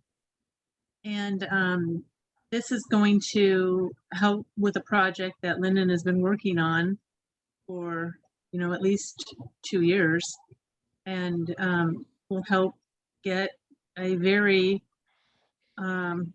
underdeveloped road that has a lot of development potential for the citizens of Linden and the citizens of Whatcom County. So I'm going to support it. I will also say I would support any kind of a proposal that would come to us from any of the jurisdictions in Whatcom County that would help build economic development in their communities. So I agree. Maybe what we should do is look at how do we work with the other jurisdictions in helping them understand this fund and how they can apply for loans or grants from it to help their communities. I'd be happy to see this money out in the community being used rather than racking up interest in an account. Councilmember Frazee. Yes, earlier today I was against this because I thought the developers should put more money into it. But looking at the EDI application, we have not changed it yet, and this does qualify. And like Councilmember Ellenboss was saying, all of the businesses that are there, I will support this now. Yeah, I'm going to support it too. They went beyond, I think they went far beyond their normal application process by retooling this project, after we looked at it a year ago or so. So I'm definitely going to support it. Executive Sadhu? Yeah, I think that I revisited this this afternoon again. Total project is about $6 million, and the grant is about 10% of that. And one of the things which we will be bringing to the council, revisions to EDI program. A couple of thoughts were that the local match should not be less than the grant. Like if entity is coming in and they want grant and loan, they must have some skin in the game. So, and the other thing is the loan program, more and more we do loan program, we have about 20 some million dollars, maybe a little more, which is which is converted into some kind of revolving fund, mean that much loan is out there from EDI. Our aim is that increase this to about $50 million. If there's a $50 million out into the industry, which is as a loan, which we have a regular expectation of getting $4 or $5 million back every year in terms of payments, which is now around $1 million. And then we get $5 million every year from our tax. That will give us $10 million investment fund, every year we can keep funding and keep growing that revolving fund. So the new proposal, what we are working on is based on that principle. So I would say that since application has not changed, and they brought this thing a year ago, and they actually reduced the scope of the project, and they asked, I would recommend to the council, approve it the way it is, and then once we change our rules and change our applications and everything, and then we will use those rules. So they have actually done quite a bit of work on this to reduce the total scope, to reduce the total cost of the project as well. So that would be my say in it. Thank you. Councilmember Brown. Well, it's clear I'm probably going to lose this vote. The point I do want to make is that you know, over the years I've been on this, there's been others who've come and asked for EDI funds to be used to provide infrastructure for their projects, and we've turned them down because they were private. So, you know, I think we just have to find a mechanism. We have to find. I don't mind. In fact, I support trying to build this infrastructure. I just want to get the money back into a pot so we can do it again. And I don't want to subsidize a developer to take away their normal and customary costs for development, because I've had to pay them in the past. I know lots of other people have had to pay them for the past. I want to make sure that the citizens are not one group of citizens is not subsidizing another for building infrastructure for something that's normally an expense they're supposed to pay. And I'll leave it at that. Councilmember Donovan. And I will echo, support Mr. Brown, and Mr. Brown has the ideas of the LIDs that you brought up this morning. I'd like to see some changes in how we're using the EDI money, and the idea of using LID, my acronyms are almost over, to do these sorts of projects in the future. I think that's a good way to go, and I commend Mr. Brown for bringing this all to our attention. And again, and I think I've been on council for almost 6 years now, and Rudd's been working the whole time to try to kind of redefine how we use EDI money. So I hope we keep pursuing that. Well, for another 6 months anyway. Yeah. Anything else on the motion? This motion is to approve this portion of the EDI request as written. Okay, please call the roll. Barry Buchanan, Yes. Tyler Bird, Yes. Todd Donovan, Yes. Ben Ellenboss, Yes. Carol Frazee, Yes. Kathy Kirschner, Yes.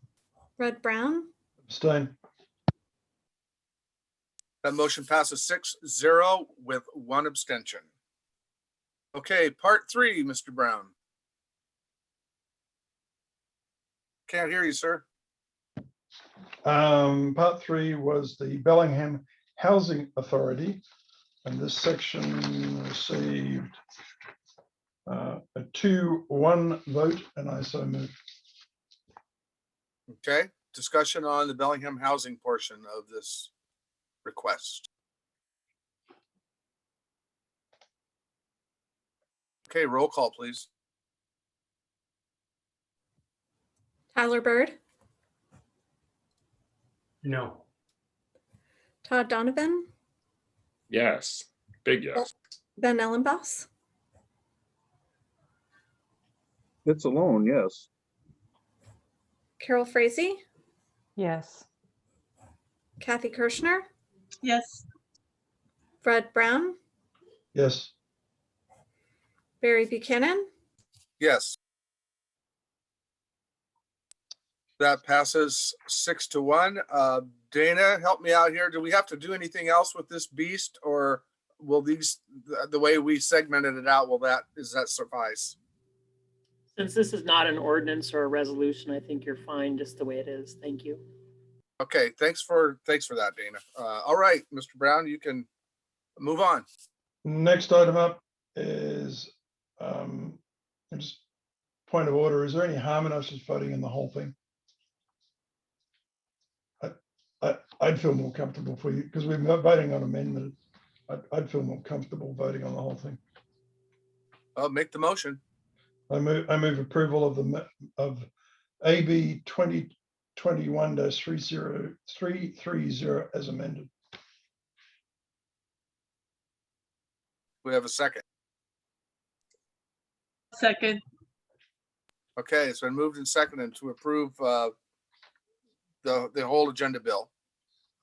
Discussion on that motion? Tyler, I don't think that's necessary. We just Well, approve. it may not be necessary, but it's already been moved. Let's just Okay. do it. Councilmember Donovan? Mr. Bird's always asking us to explain our positions. I'm curious why he's voting against the EDI money for the housing thing. And you don't have to answer, you can just pause, but like, you're always throwing these things at us, asking for explanations. I'm happy to answer, Todd. Wonder why you didn't ask Rudd that in committee earlier today when he voted no, but the quite No, frankly, I think the committee vote was 2-1. No, actually, point of order. But no, point of order in terms of the committee vote was 2-1. I'm not talking about that. Another item, not the same item.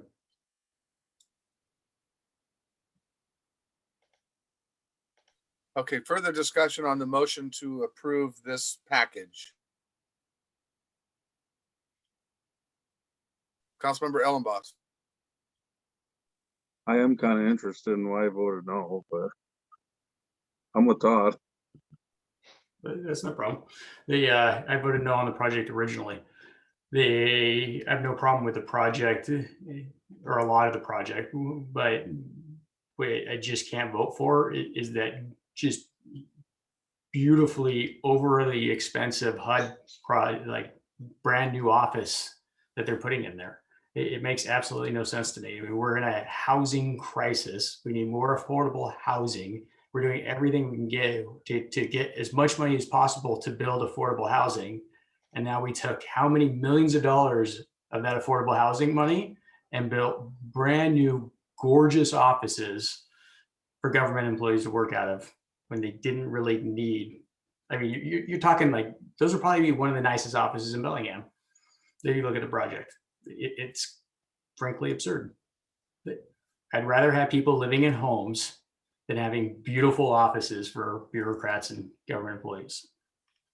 But that's my values and priorities. And I value hearing that. I would have. I'd like to hear that. I wish I'd heard it earlier. Okay. Mr. Ellenboss. That makes a ton of sense to me too. And I was thinking about voting against it as well. But then I thought that it was a loan. If they pay it back, then those funds are there again to get used. So I totally respect Councilmember Bird's thought process there. Executive Sadoo. Yeah, this has come up before. Since you asked, let me answer that. You don't want the people sitting in trailers and doing that. Is that your preference? The second thing is they are paying for the rent. No, like it's not a laughing matter. Like best offices, it's just ordinary building like every other, only it is new. They are paying rent in other places. And now they have to cover that money, which they could have built another apartment. They calculated in their design that how would they do that, and they didn't build the building to build an office. It's the other way around. And you don't want that. Why is county having offices? We should put our all the people out in trailers. We'll save money. I mean, there has to be some logic behind these things. Councilmember Byrd. I'm so glad I answered that question.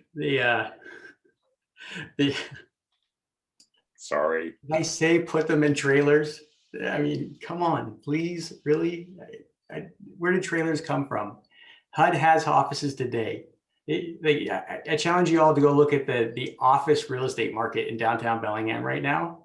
I mean, Crown Plaza across the street from you is what, 50% empty right now? You could go rent that for $14 a square foot, and we're going to pay what, $350 or $400 a square foot to build brand new offices. They didn't do that 7 years ago. They did start designing 7 years ago. Right. Like, that's exactly what it is. Well, you would be happy. You're right. If they don't have an office. Years ago, the Bellingham Bank building downtown sold for what? $1 million? And that's 50,000 square feet, I believe, with a marble bank lobby. So, yeah, again, Todd asked, real simple.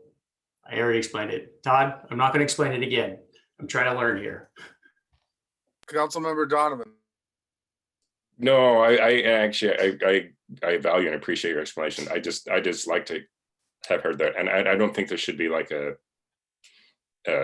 contentious thing right now. I think that I would like to hear Tyler Bird's ideas about this earlier.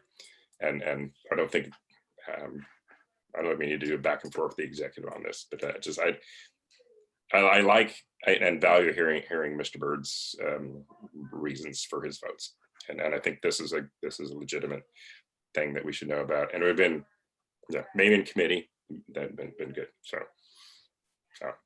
thanks. Councilmember Brown. I'm just feeling how much I'm going to miss you all in 6 months. I mean that genuinely. Anyway, keep going. Councilmember Ellenboss. I would just like to extend the offer to Councilmember Brown that he knows where I live and he knows where I'll be every other Tuesday night.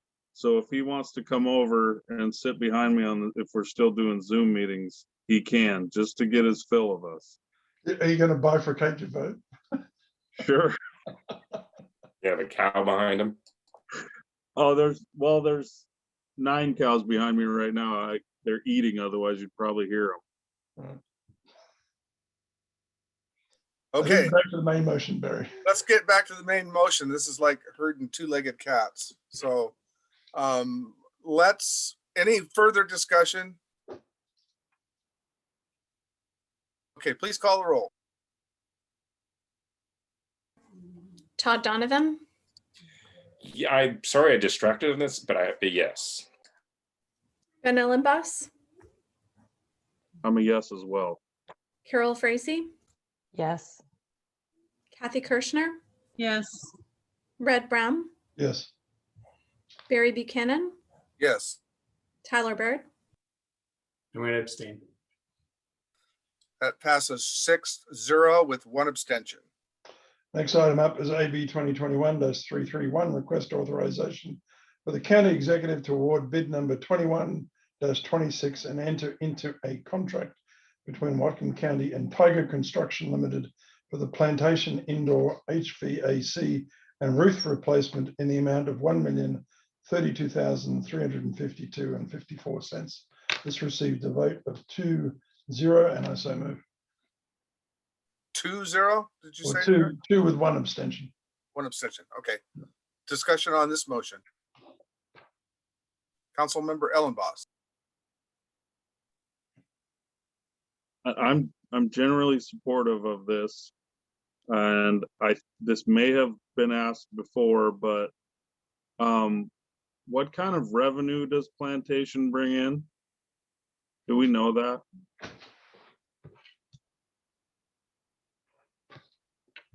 I don't see anybody from Parks and Rec here. Councilmember Frazee, do you have that answer? From before, it does lose money. Over the past 5 years, it has not that much money, but it does lose money gradually. Yeah, go ahead, Ben. Yeah, I mean, it is a park, and I'm pretty sure all of our parks are not self-sustaining. So that doesn't surprise me. I just was kind of wondering how much money, but yeah, That's my general recollection too, Carol. Thank you. Councilmember Kirschner.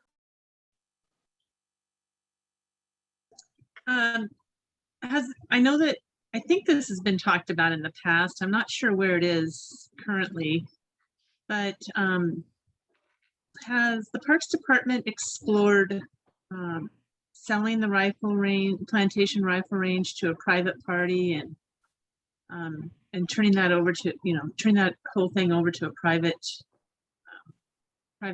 party interest? We Is do there have any talks of that? we do have someone from Parks here now. Chris, you want to handle that? Oh yeah, Chris Thompson, Whatcom County Parks and Recreation Operations Manager. We were actually asked about this approximately a year, maybe 2 years ago now, to look into concessioning the range or transferring ownership and operation. And we provided some information to council. At that time, it wasn't really a, how do I say it?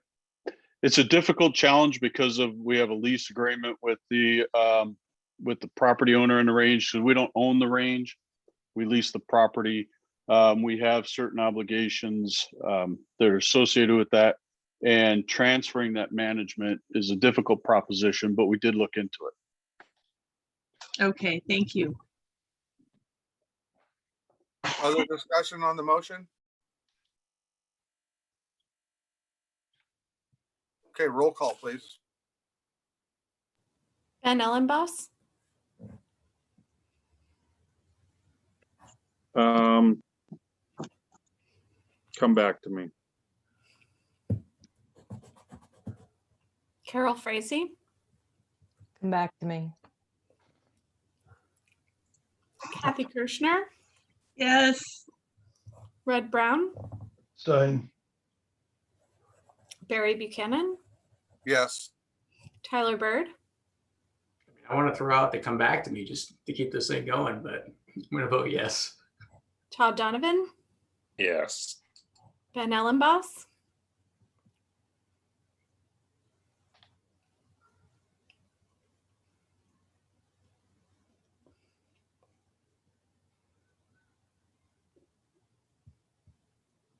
Yes, this time, but we need to start thinking about doing better things here. Carol Frazee, That was dramatic.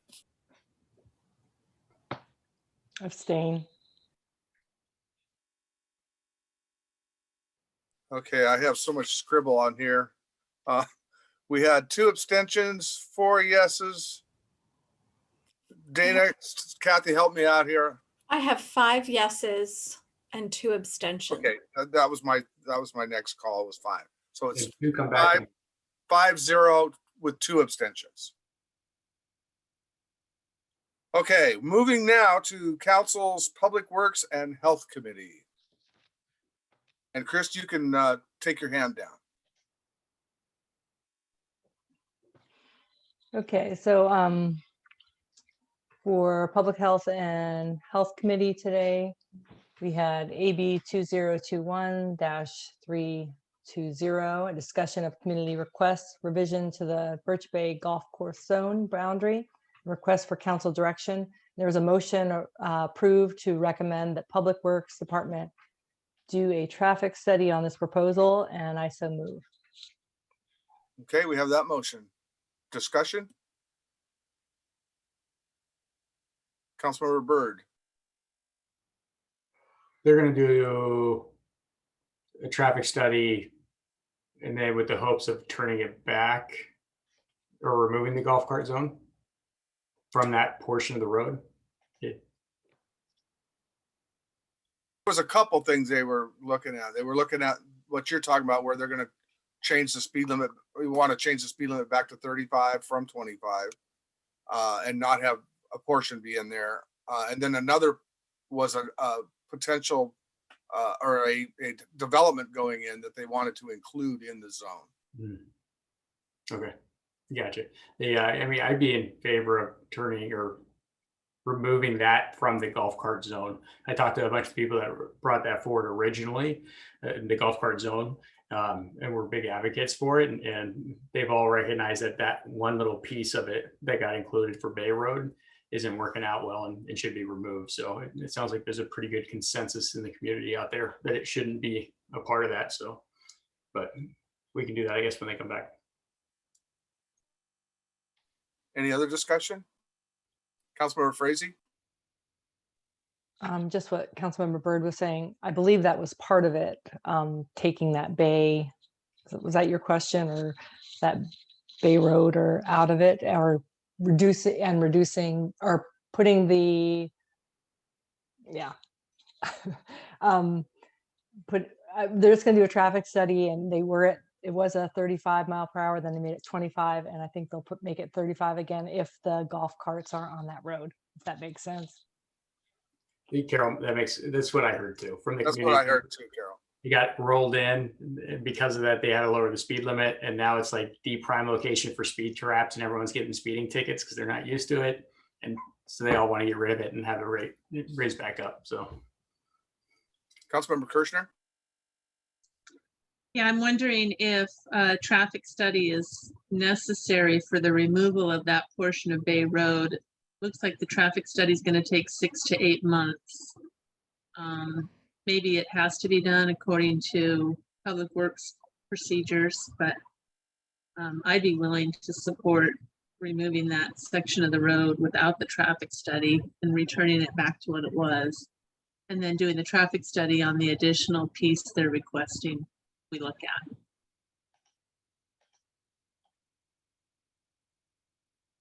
So the motion before us now is the traffic study one in whole. Do we want to amend that? Would you like to amend that, Councilmember Kirschner? Yeah, I'd move to amend it and see what the will of the council is on that. I'd move to amend the motion to remove the portion of Bay Street Road that the residents have asked us to do without the traffic study, return the speed limit to 35, and save the traffic study for the additional area that the residents out there would like us to look at including. I'll second that. Okay, we have a second. Discussion, Councilmember Byrd?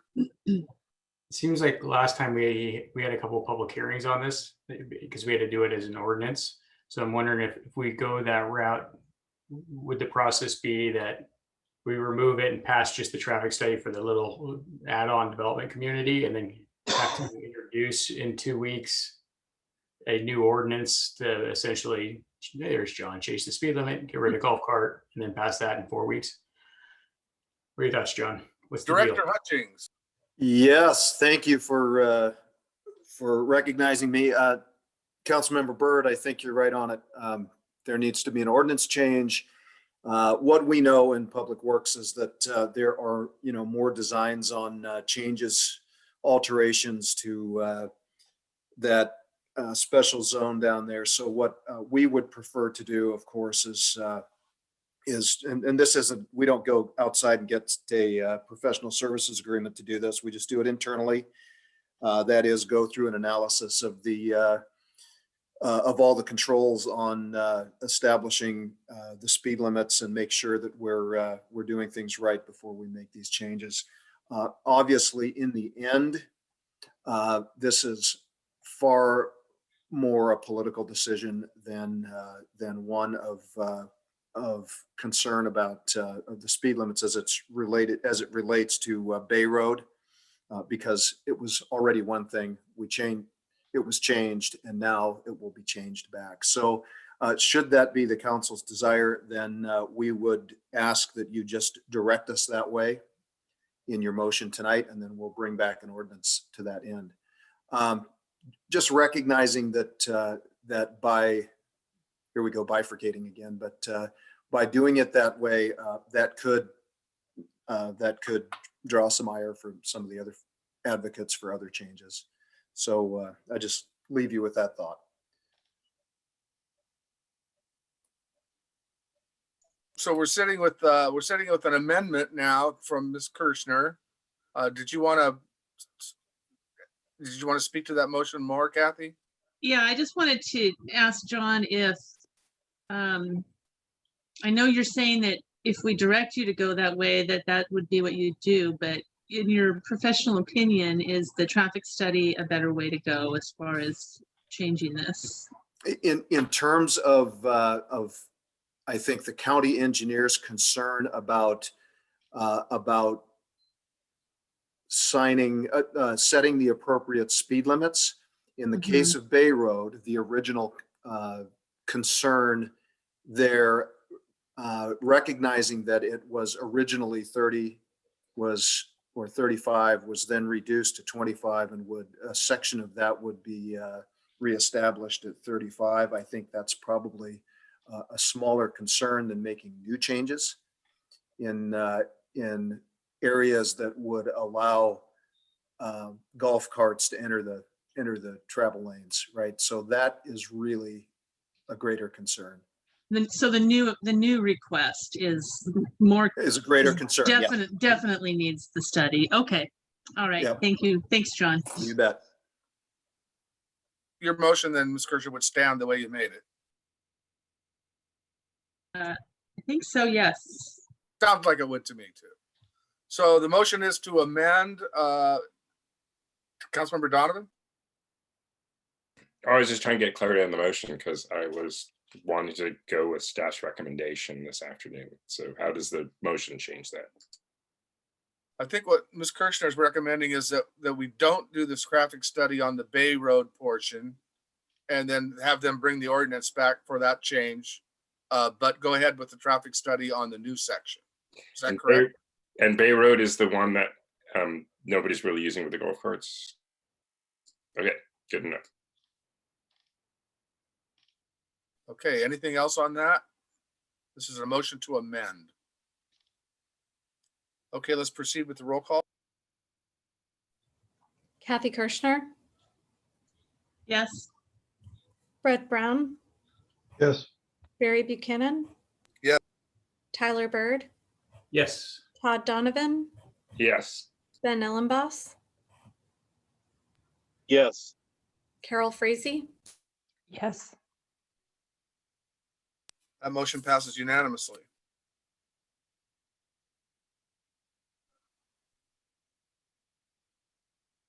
Now we go to the Council Committee of the Whole. We have AB 2021-279, an ordinance submitting to the qualified voters of Whatcom County a proposal to amend Whatcom County Charter, Section 8.22, to align requirements for amending the charter by citizen initiative with Washington state norms. Today, the Committee of the Whole took a vote as far as recommending this to the council, and it was 4-3 that we recommended this to the full council, and I so move.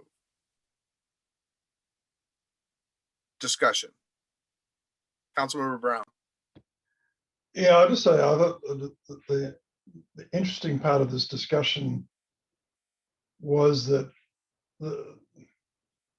several council members effectively have voted not to give citizens the right to petition their government, or at least not to make it easier for them to petition their government. It just struck me as an interesting choice. Doesn't sound very much like we the people are going to get much of a voice. So I'll just leave it at that. Councilmember Byrd. I'm loving tonight.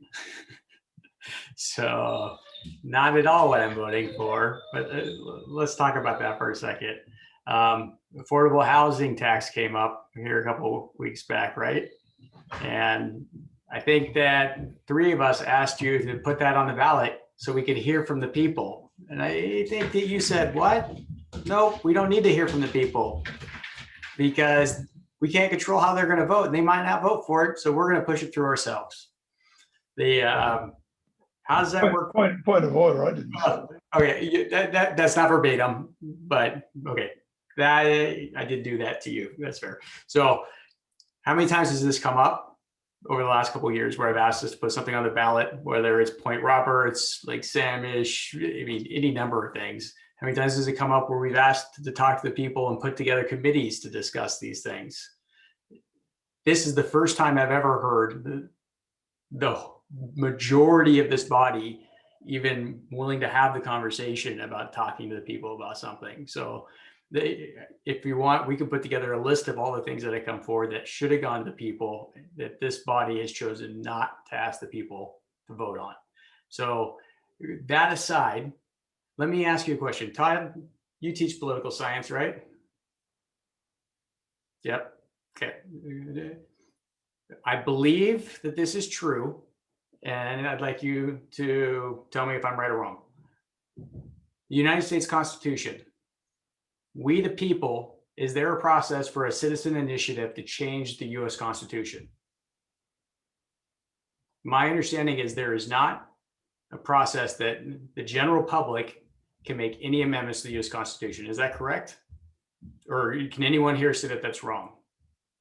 Because that's, Todd, can you say yes or no on that? I'm not going to engage in Mr. Bird's politicking right now. Okay. No, I mean, this is a core. Okay. So then you guys can tell me that I'm wrong, but I don't believe I am at all. There is no process for the individual citizen to make a referendum, to put it on a ballot, to make an amendment to the United States Constitution. The Washington State Constitution.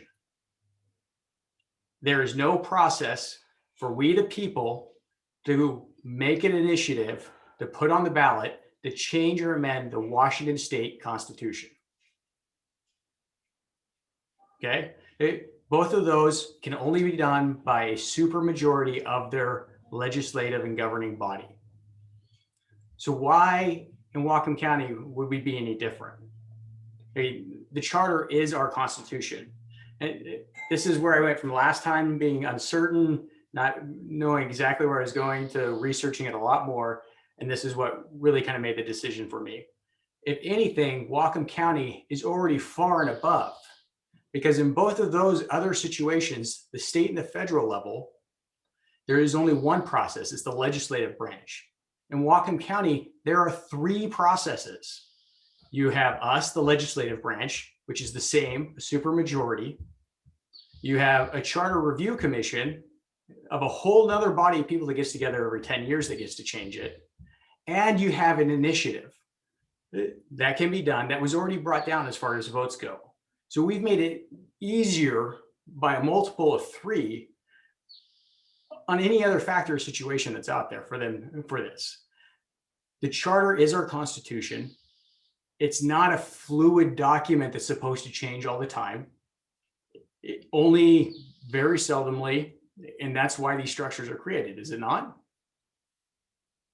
So why do, I don't know why we would be any different than all of the other like bodies that we have in history that we've put in place. Councilmember Ellenboss. So do I get to start calling you Professor Brown now? I mean, because Professor Donovan does that sometimes too, completely misconstrues the entire argument.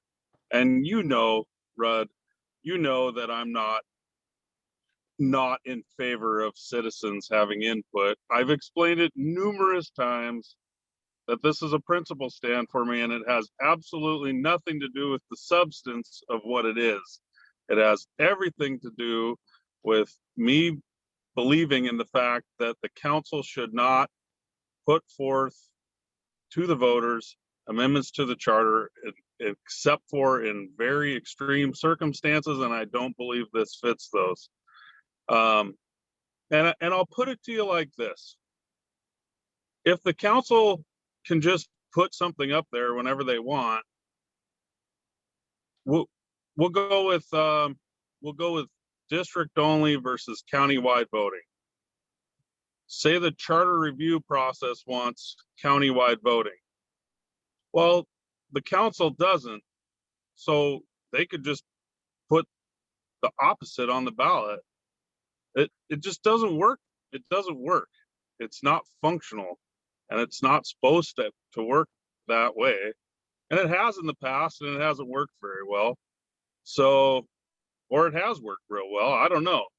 But I tend to think that as a council, we should refrain from dabbling in the document that governs us.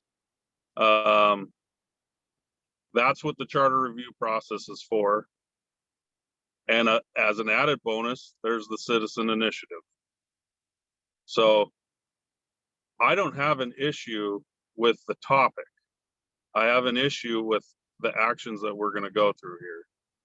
I'm not voting no on citizens having a voice the way you framed it. I'm voting no on us showing some restraint. Councilmember Donovan?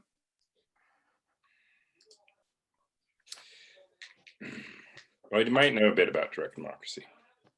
I'll let people Google that. I'm just curious about what people are afraid of.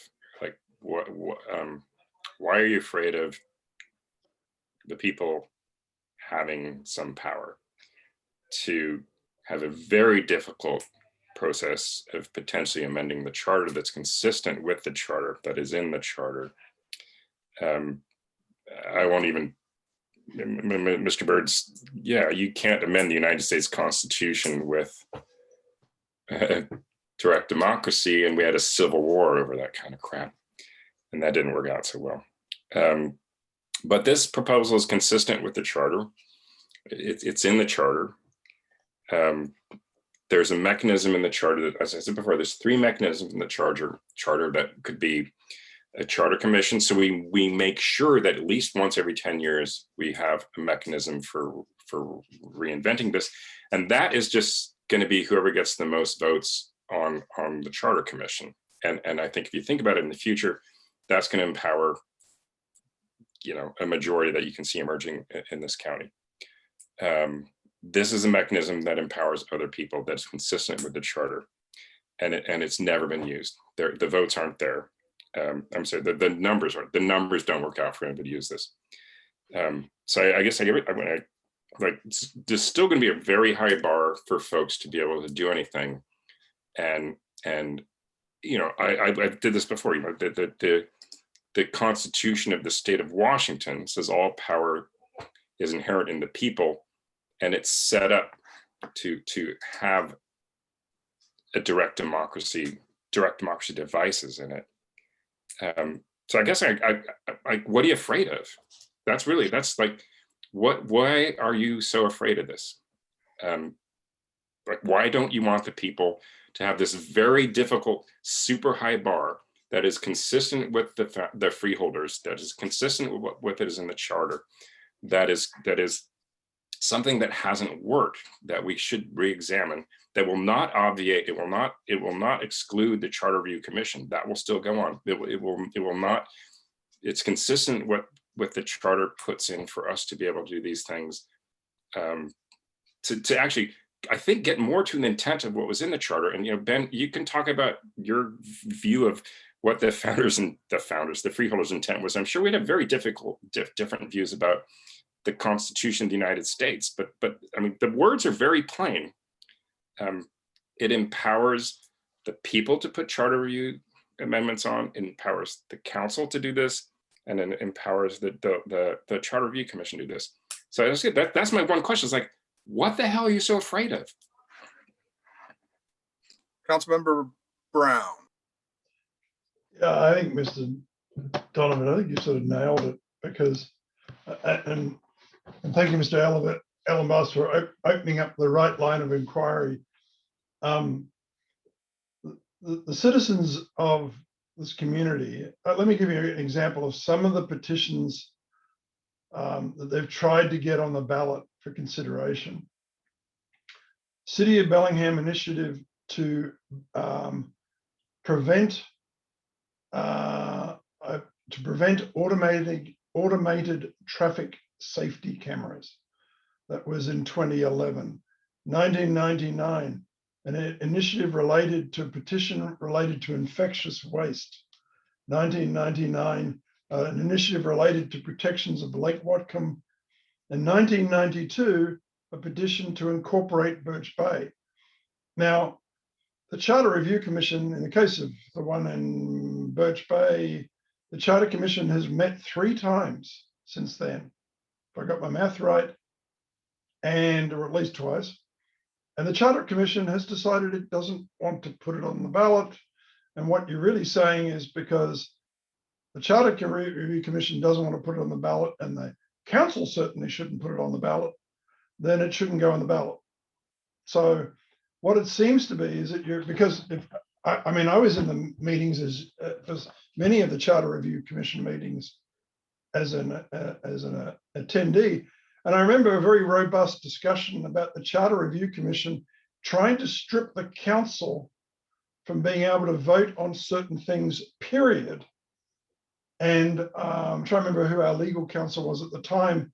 He said, you know what, you won't really be able to do that. You could make it, you could force it to be a 7-0 vote, but it would be unconstitutional to take the power of the council away for putting anything on the ballot. That'd be a breach of the Constitution. But it's, you know, let's face it, Ben, you know, the Charter Review Commission has not taken up a single one of these issues that the citizens have tried to collect signatures for that I'm aware of. And it sounds like you want to make sure the council can't do it either. So this is a power, what you're really saying is this is a power reserved for the Charter Review Commission solely. Is that right? Councilmember Byrd was next. There's so much here, right? I mean, we're gonna end up going over this forever. Todd, I'd love for you to educate me on this and tell me where I'm wrong, because I've always, my understanding for as long as I've known about the charter is it is our constitution as a council or as a county. So is it not that? Is that not what that document is meant to be? And if it's not, then what is it? I mean, I would actually like to know. I don't, anyway. Washington State's Constitution starts with the same preamble, we the people, to be governed by the people, right? As ours does. And it doesn't have that direct initiative access to it. It doesn't have a special body that can also change it. It's just the legislative branch. I'm pretty sure the Constitution that we have starts the same way, right? For us at the United States level. And yet neither one of those two editions exist there either. So we're going above and beyond every other example of that that's been used. I mean, it is our Constitution. Right, I'm looking at the stuff that you're referring to in the list that you sent over. Everything on your list, except for the one item from Birch Bay, those were all taken care of 2 weeks ago. I mean, those initiatives, that bar's been lowered. You want to pass the consumer fireworks ban? That's not a charter change, right? You want to pass the abolish Blaine Municipal Airport? That's not in the charter either. So all the things you're referencing, I mean, they've already been taken care of. We voted on that. We approved that. We gave more freedom. I totally agreed with that and supported it last week, 100%. The only thing here that I see is incorporating Birch Bay. And I would ask you, like, what's the process for creating a new county in Washington State? Can we, the people, create a new county? Because creating a new city by the people, isn't that the exact same thing? I mean, pretty much seems like if you're creating a new municipality, there's a structure for that, right? You go to the parenting body and that's how it works. So yeah, that should be more difficult. Now, Rudd, that's crazy to me, even though it was 20 years ago that they asked for it. But hey, I tell you, a 7-0 majority on this council still makes that happen. That's still a power that you have. And I'll 100% vote for that today if you want to put it on the ballot. I'm not afraid of anything here. If anything, I feel like our community has gone above and beyond for allowing changes and giving access to change the charter based on the research that I've done, based on the other examples that I've seen. I don't see the benefit of making it easier. And let's be really honest here. There is another outlet that we use all the time, which is people bring things to this council and we put it on the ballot. The only thing that this council can't put on the ballot without a total majority is changes to the elected district positions, which is really interesting here because, yeah, it's what Ben referred to that Todd put up against, with the council's help, against the charter's provisions. And as soon as that passed, Rudd, you put it right back up after that. I mean, you're talking weeks after voters decided, and you couldn't get a 7-0 majority of progressives on this council to approve it then. And it really seems like you know that can't happen now. And maybe that's what this is really all about. I could be wrong. I could be wrong. But moving forward, I'm going to use the same argument about what are you scared about every time we talk about putting something on the ballot. And I'm probably going to take a video clip so I can play it back to you guys. Councilmember Frazee. So the founders, or whatever word you've been using, Councilmember Ellenboss, they must have thought it was important that the people did have freeholders. They must have thought it was important to put this way of doing charter amendments in the charter. So it's been since 1978. So I always have to do my age, so I know how long that's been. That's like, I was 9 years old. And since then, not one voter initiated a charter amendment has occurred because of the number we're using, and it's making it, I don't think they meant to make it impossible. And right now it's impossible. So just changing that number a little, where it's still going to be very difficult, but it won't be impossible. You know, I'm older now, like you weren't even probably born. So they must have put that in there so the people would have a say.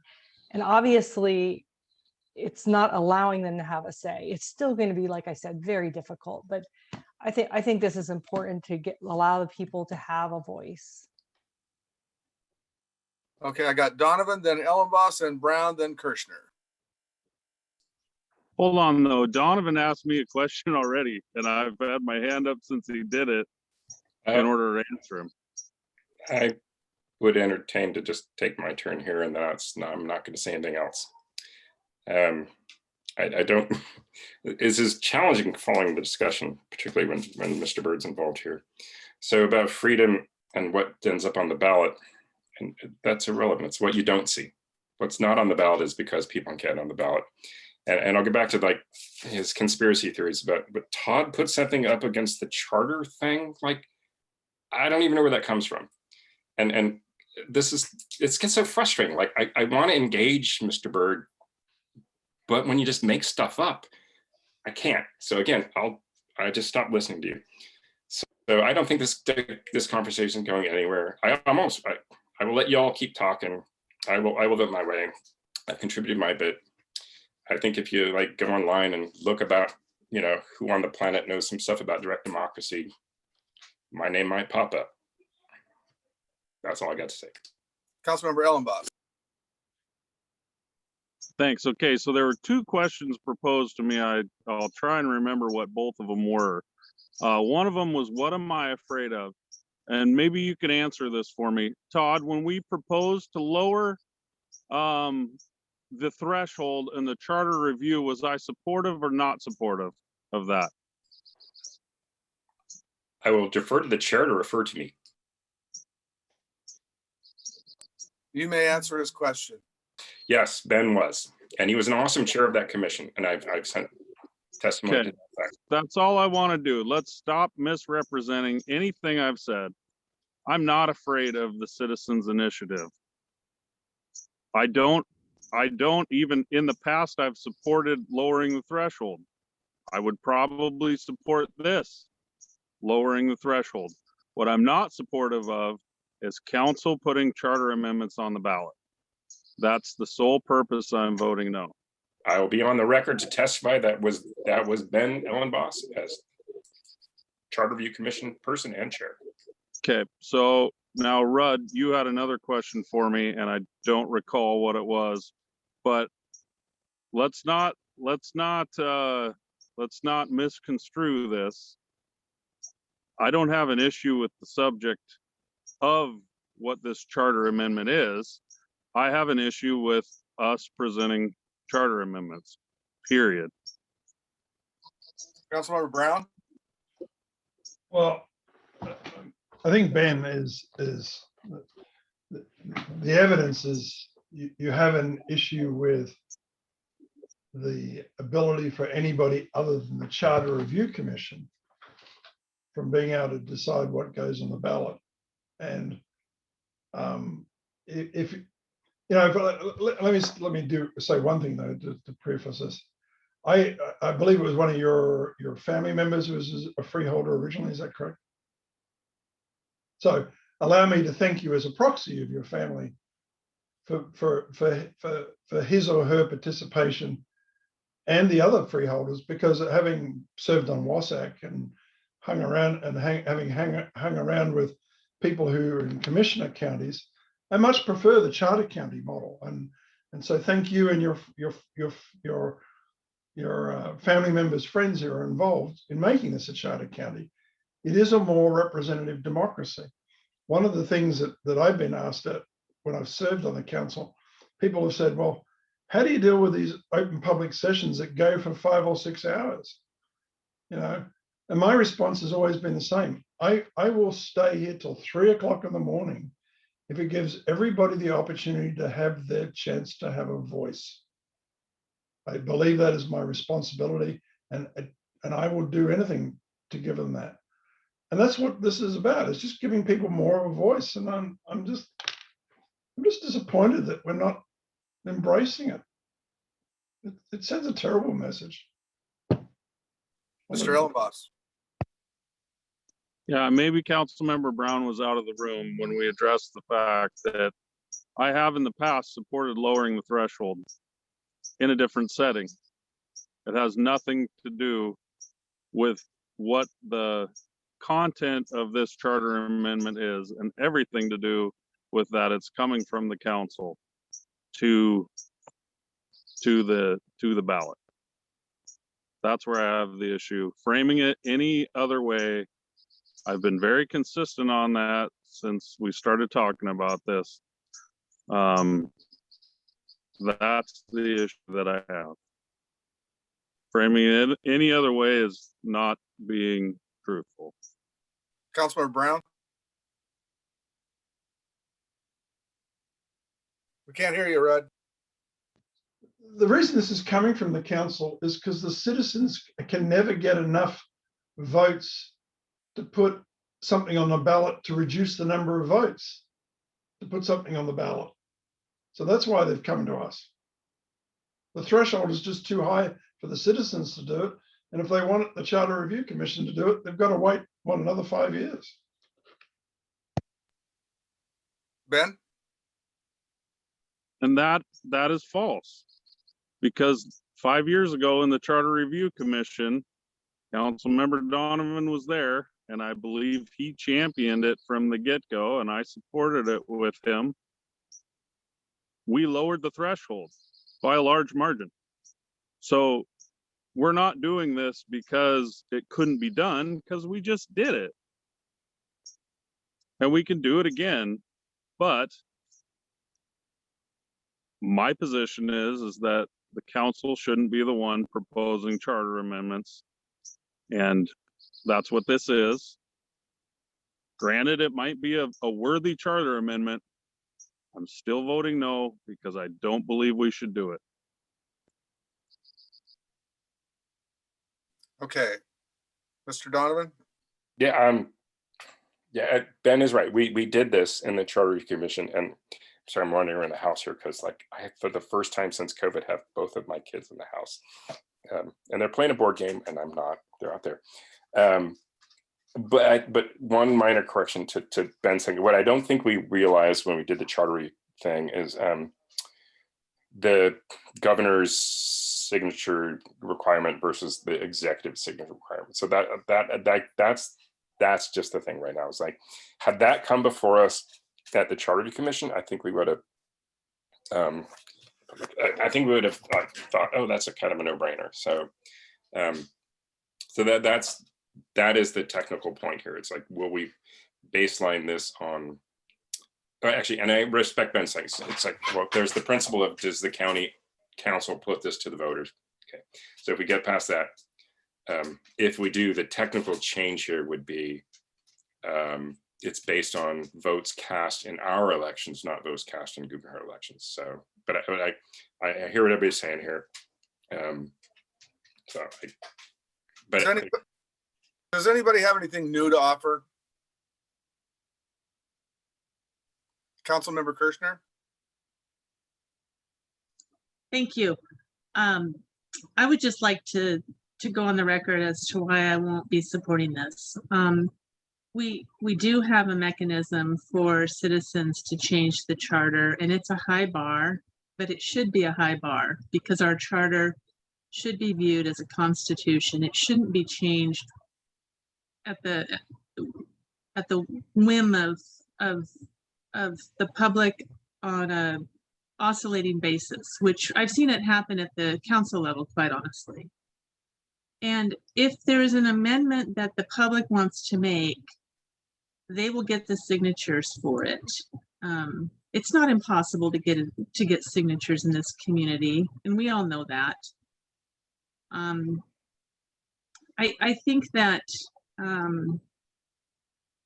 we've not heard any public comment about this proposed amendment or proposed ballot measure.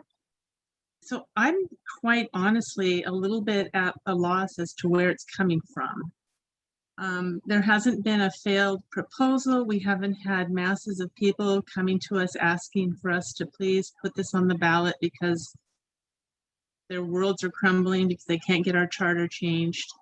So it doesn't, I'm not sure where it's coming from. So I'm with Tyler on this, that our charter should be hard to change. That's why we meet once every 10 years and we review it. It shouldn't be too easy to change. Councilmember Brown. Can't hear you, Red. Sorry, two corrections of fact, Ms. Kirshner. We did have testimony in support of this at the last, when we put it originally on the discussion. And the question about, you know, a high bar, nothing has ever made it onto the ballot ever since the charter was started because the bar is too high.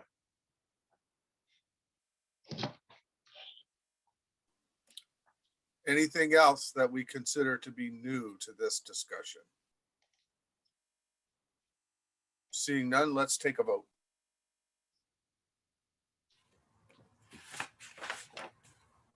Red Brown, Yes. Barry Buchanan, Yes. Tyler Bird, No. Todd Donovan, Yes. Ben Ellenboss, No. Carol Frazee, Yes. Kathy Kirschner, No. That motion fails 4-3 because it requires a 5-vote majority. So next up is AB 2021-323, request approval to send letter of appreciation to childcare team members. So I'm not sure where this came from. So is there somebody that could speak to that? Councilmember Frazee. Yes, I brought this forward. One of the things I heard during different meetings is that some people, when they give input, when we ask them to give input, they don't know where it goes after that. So I want to make sure to thank the people who gave us input on the childcare and what should happen. Thank them and then tell them what has happened with it, where it's going to the task force. So I think it'd be a good practice in the future too, if we do ask for input, to thank them and tell them what's happening with their input that they've given.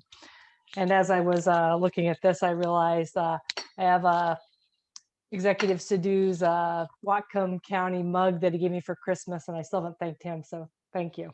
But yeah, so that's where that came from. Okay, do we have a motion? Do we have a motion to approve this? Move approval. Second. Brown moves, Frazee seconds, discussion? Okay, please call the roll. Barry Buchanan, Yes. Tyler Bird, Yes. Todd Donovan, Yes. Ben Ellenboss,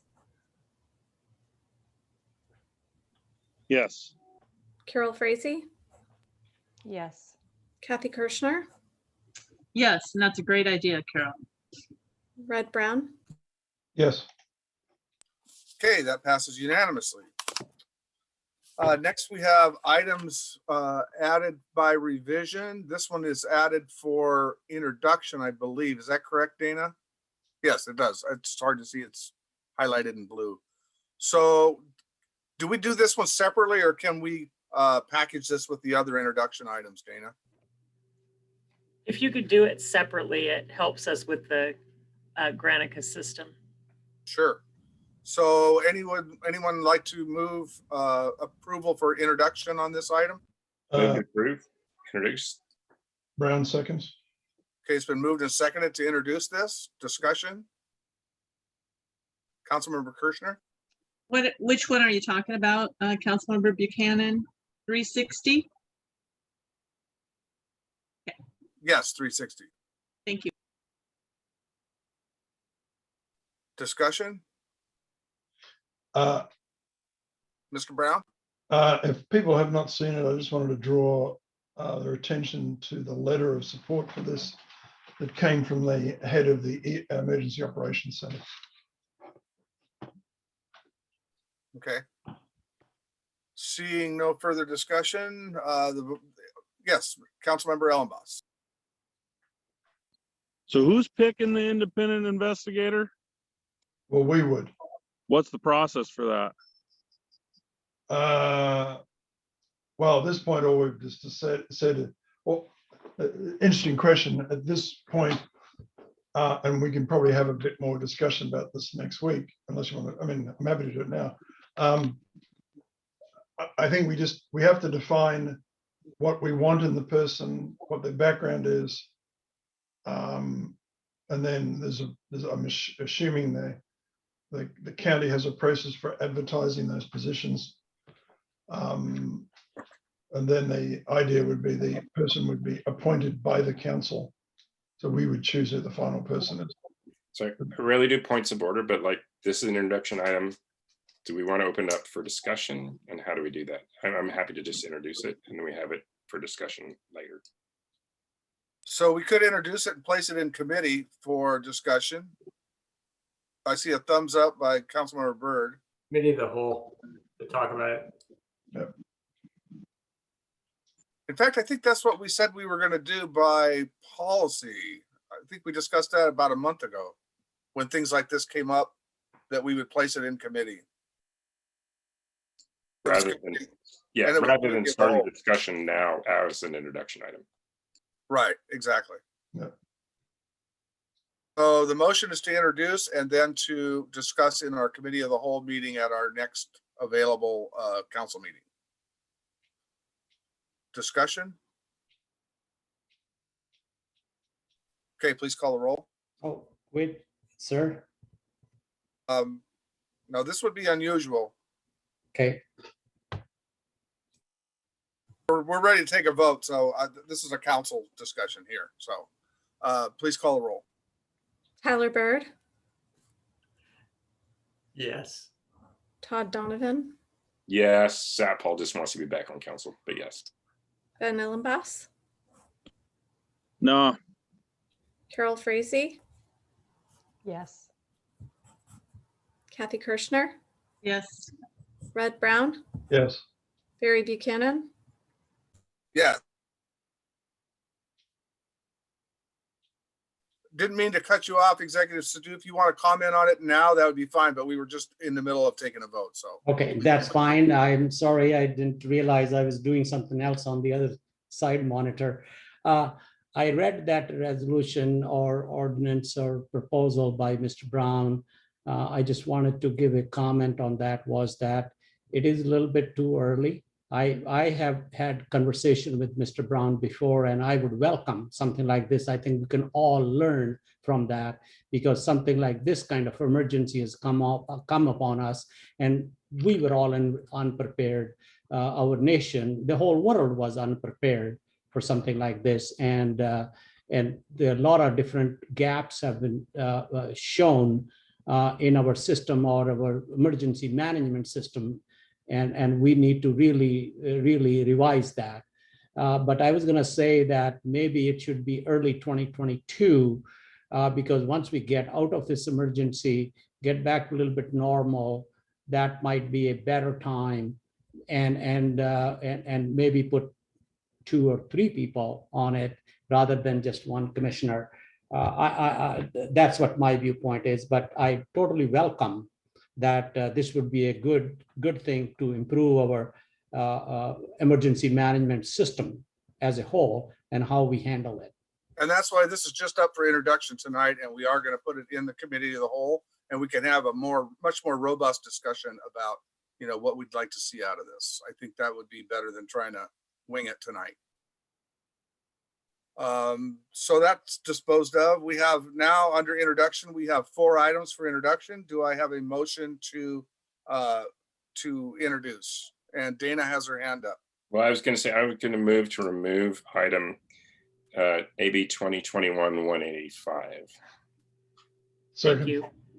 Oh, yes. Okay, that's been moved and seconded to remove AB 2021-185. Discussion? Seeing none, please call the roll. Todd Donovan, Yes. Ben Ellenboss,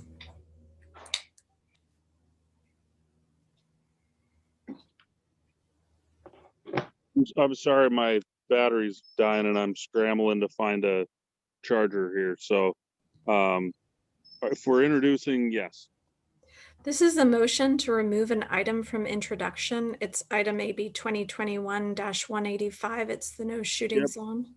Okay, yes, I will vote yes on removing that. Thank you. Carol Frazee, Yes. Kathy Kirschner, Yes. Red Brown, Yes. Barry Buchanan, Yes. Tyler Bird, Yes. Okay, that passes unanimously. Now, do we have a motion to introduce items 2, 3, and 4? Move to introduce. Do we have a second? Second. Okay, Mr. Brown seconds. Discussion? Roll call, please. Ben Ellenboss, Yes. Carol Frazee, Yes. Kathy Kirschner, Yes. Red Brown, Yes. Barry Buchanan, Yes. Tyler Bird, Yes. Todd Donovan. Yes. That passes unanimously. Okay, so we go to committee reports. Our first committee this morning was Committee of the Whole. We started discussing preliminary policies and procedures for coming back to council meetings in public in the chambers. We had a number of options that were presented to us. And we're going to try to refine that plan again over the next probably 4 weeks, and then come back to the council and be able to have a little bit firmer idea of where we want to go, kind of what technology improvements we might need to have, and what that budget might look like. So there was no action taken on that, and that was the only item for that committee. Was there anything else in finance, Mr. Brown? Don't think so, not from memory. Unless there's something I've forgotten. I think just the finance update from. Oh, Brad. sorry. Yeah, sorry. Thank you. Yeah, there was a financial report from Brad Bennett, which is posted online, and It's always nice when your head of finance has a big smile on his face because it means we're in good condition. So, and I think we're all buckling our seatbelts for when the Canadian shoppers come down with a very high Canadian dollar exchange rate and 18 months of pent up demand. Okay, our next committee was, let's see, Public Works and Health, I believe.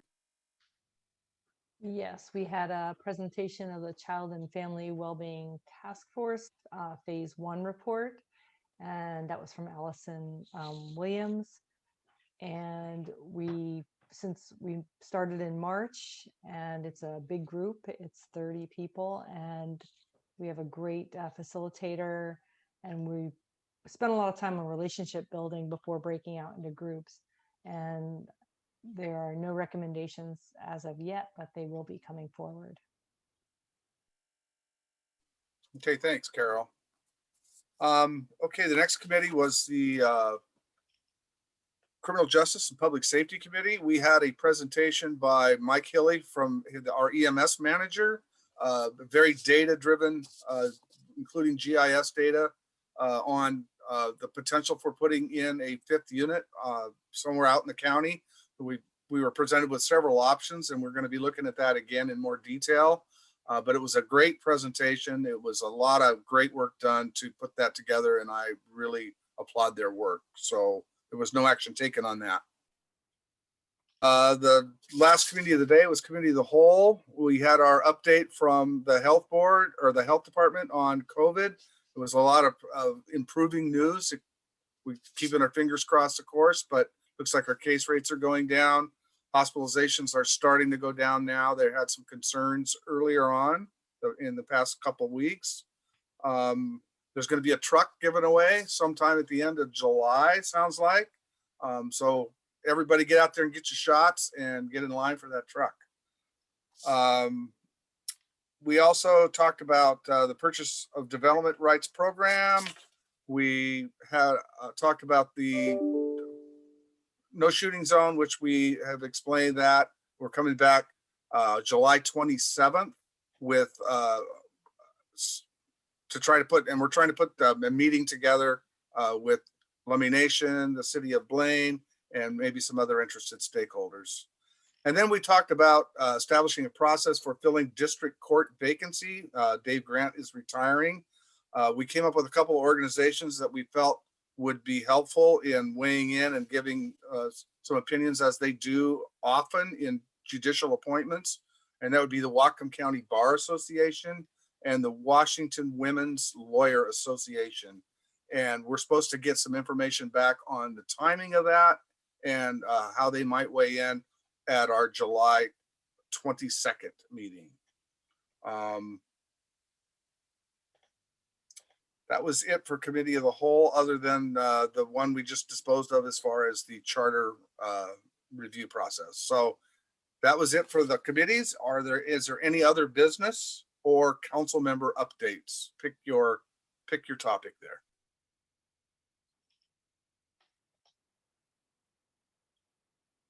Oh, okay. So everybody have a good week. Ben, is that your hand up or are you waving goodbye? No, hand up. Hey, the one thing I was thinking about, I don't think we got a shout out for Pride Month. June's Pride Month. Want to give a shout out for Pride Month. Yes, I agree, sir. Let's.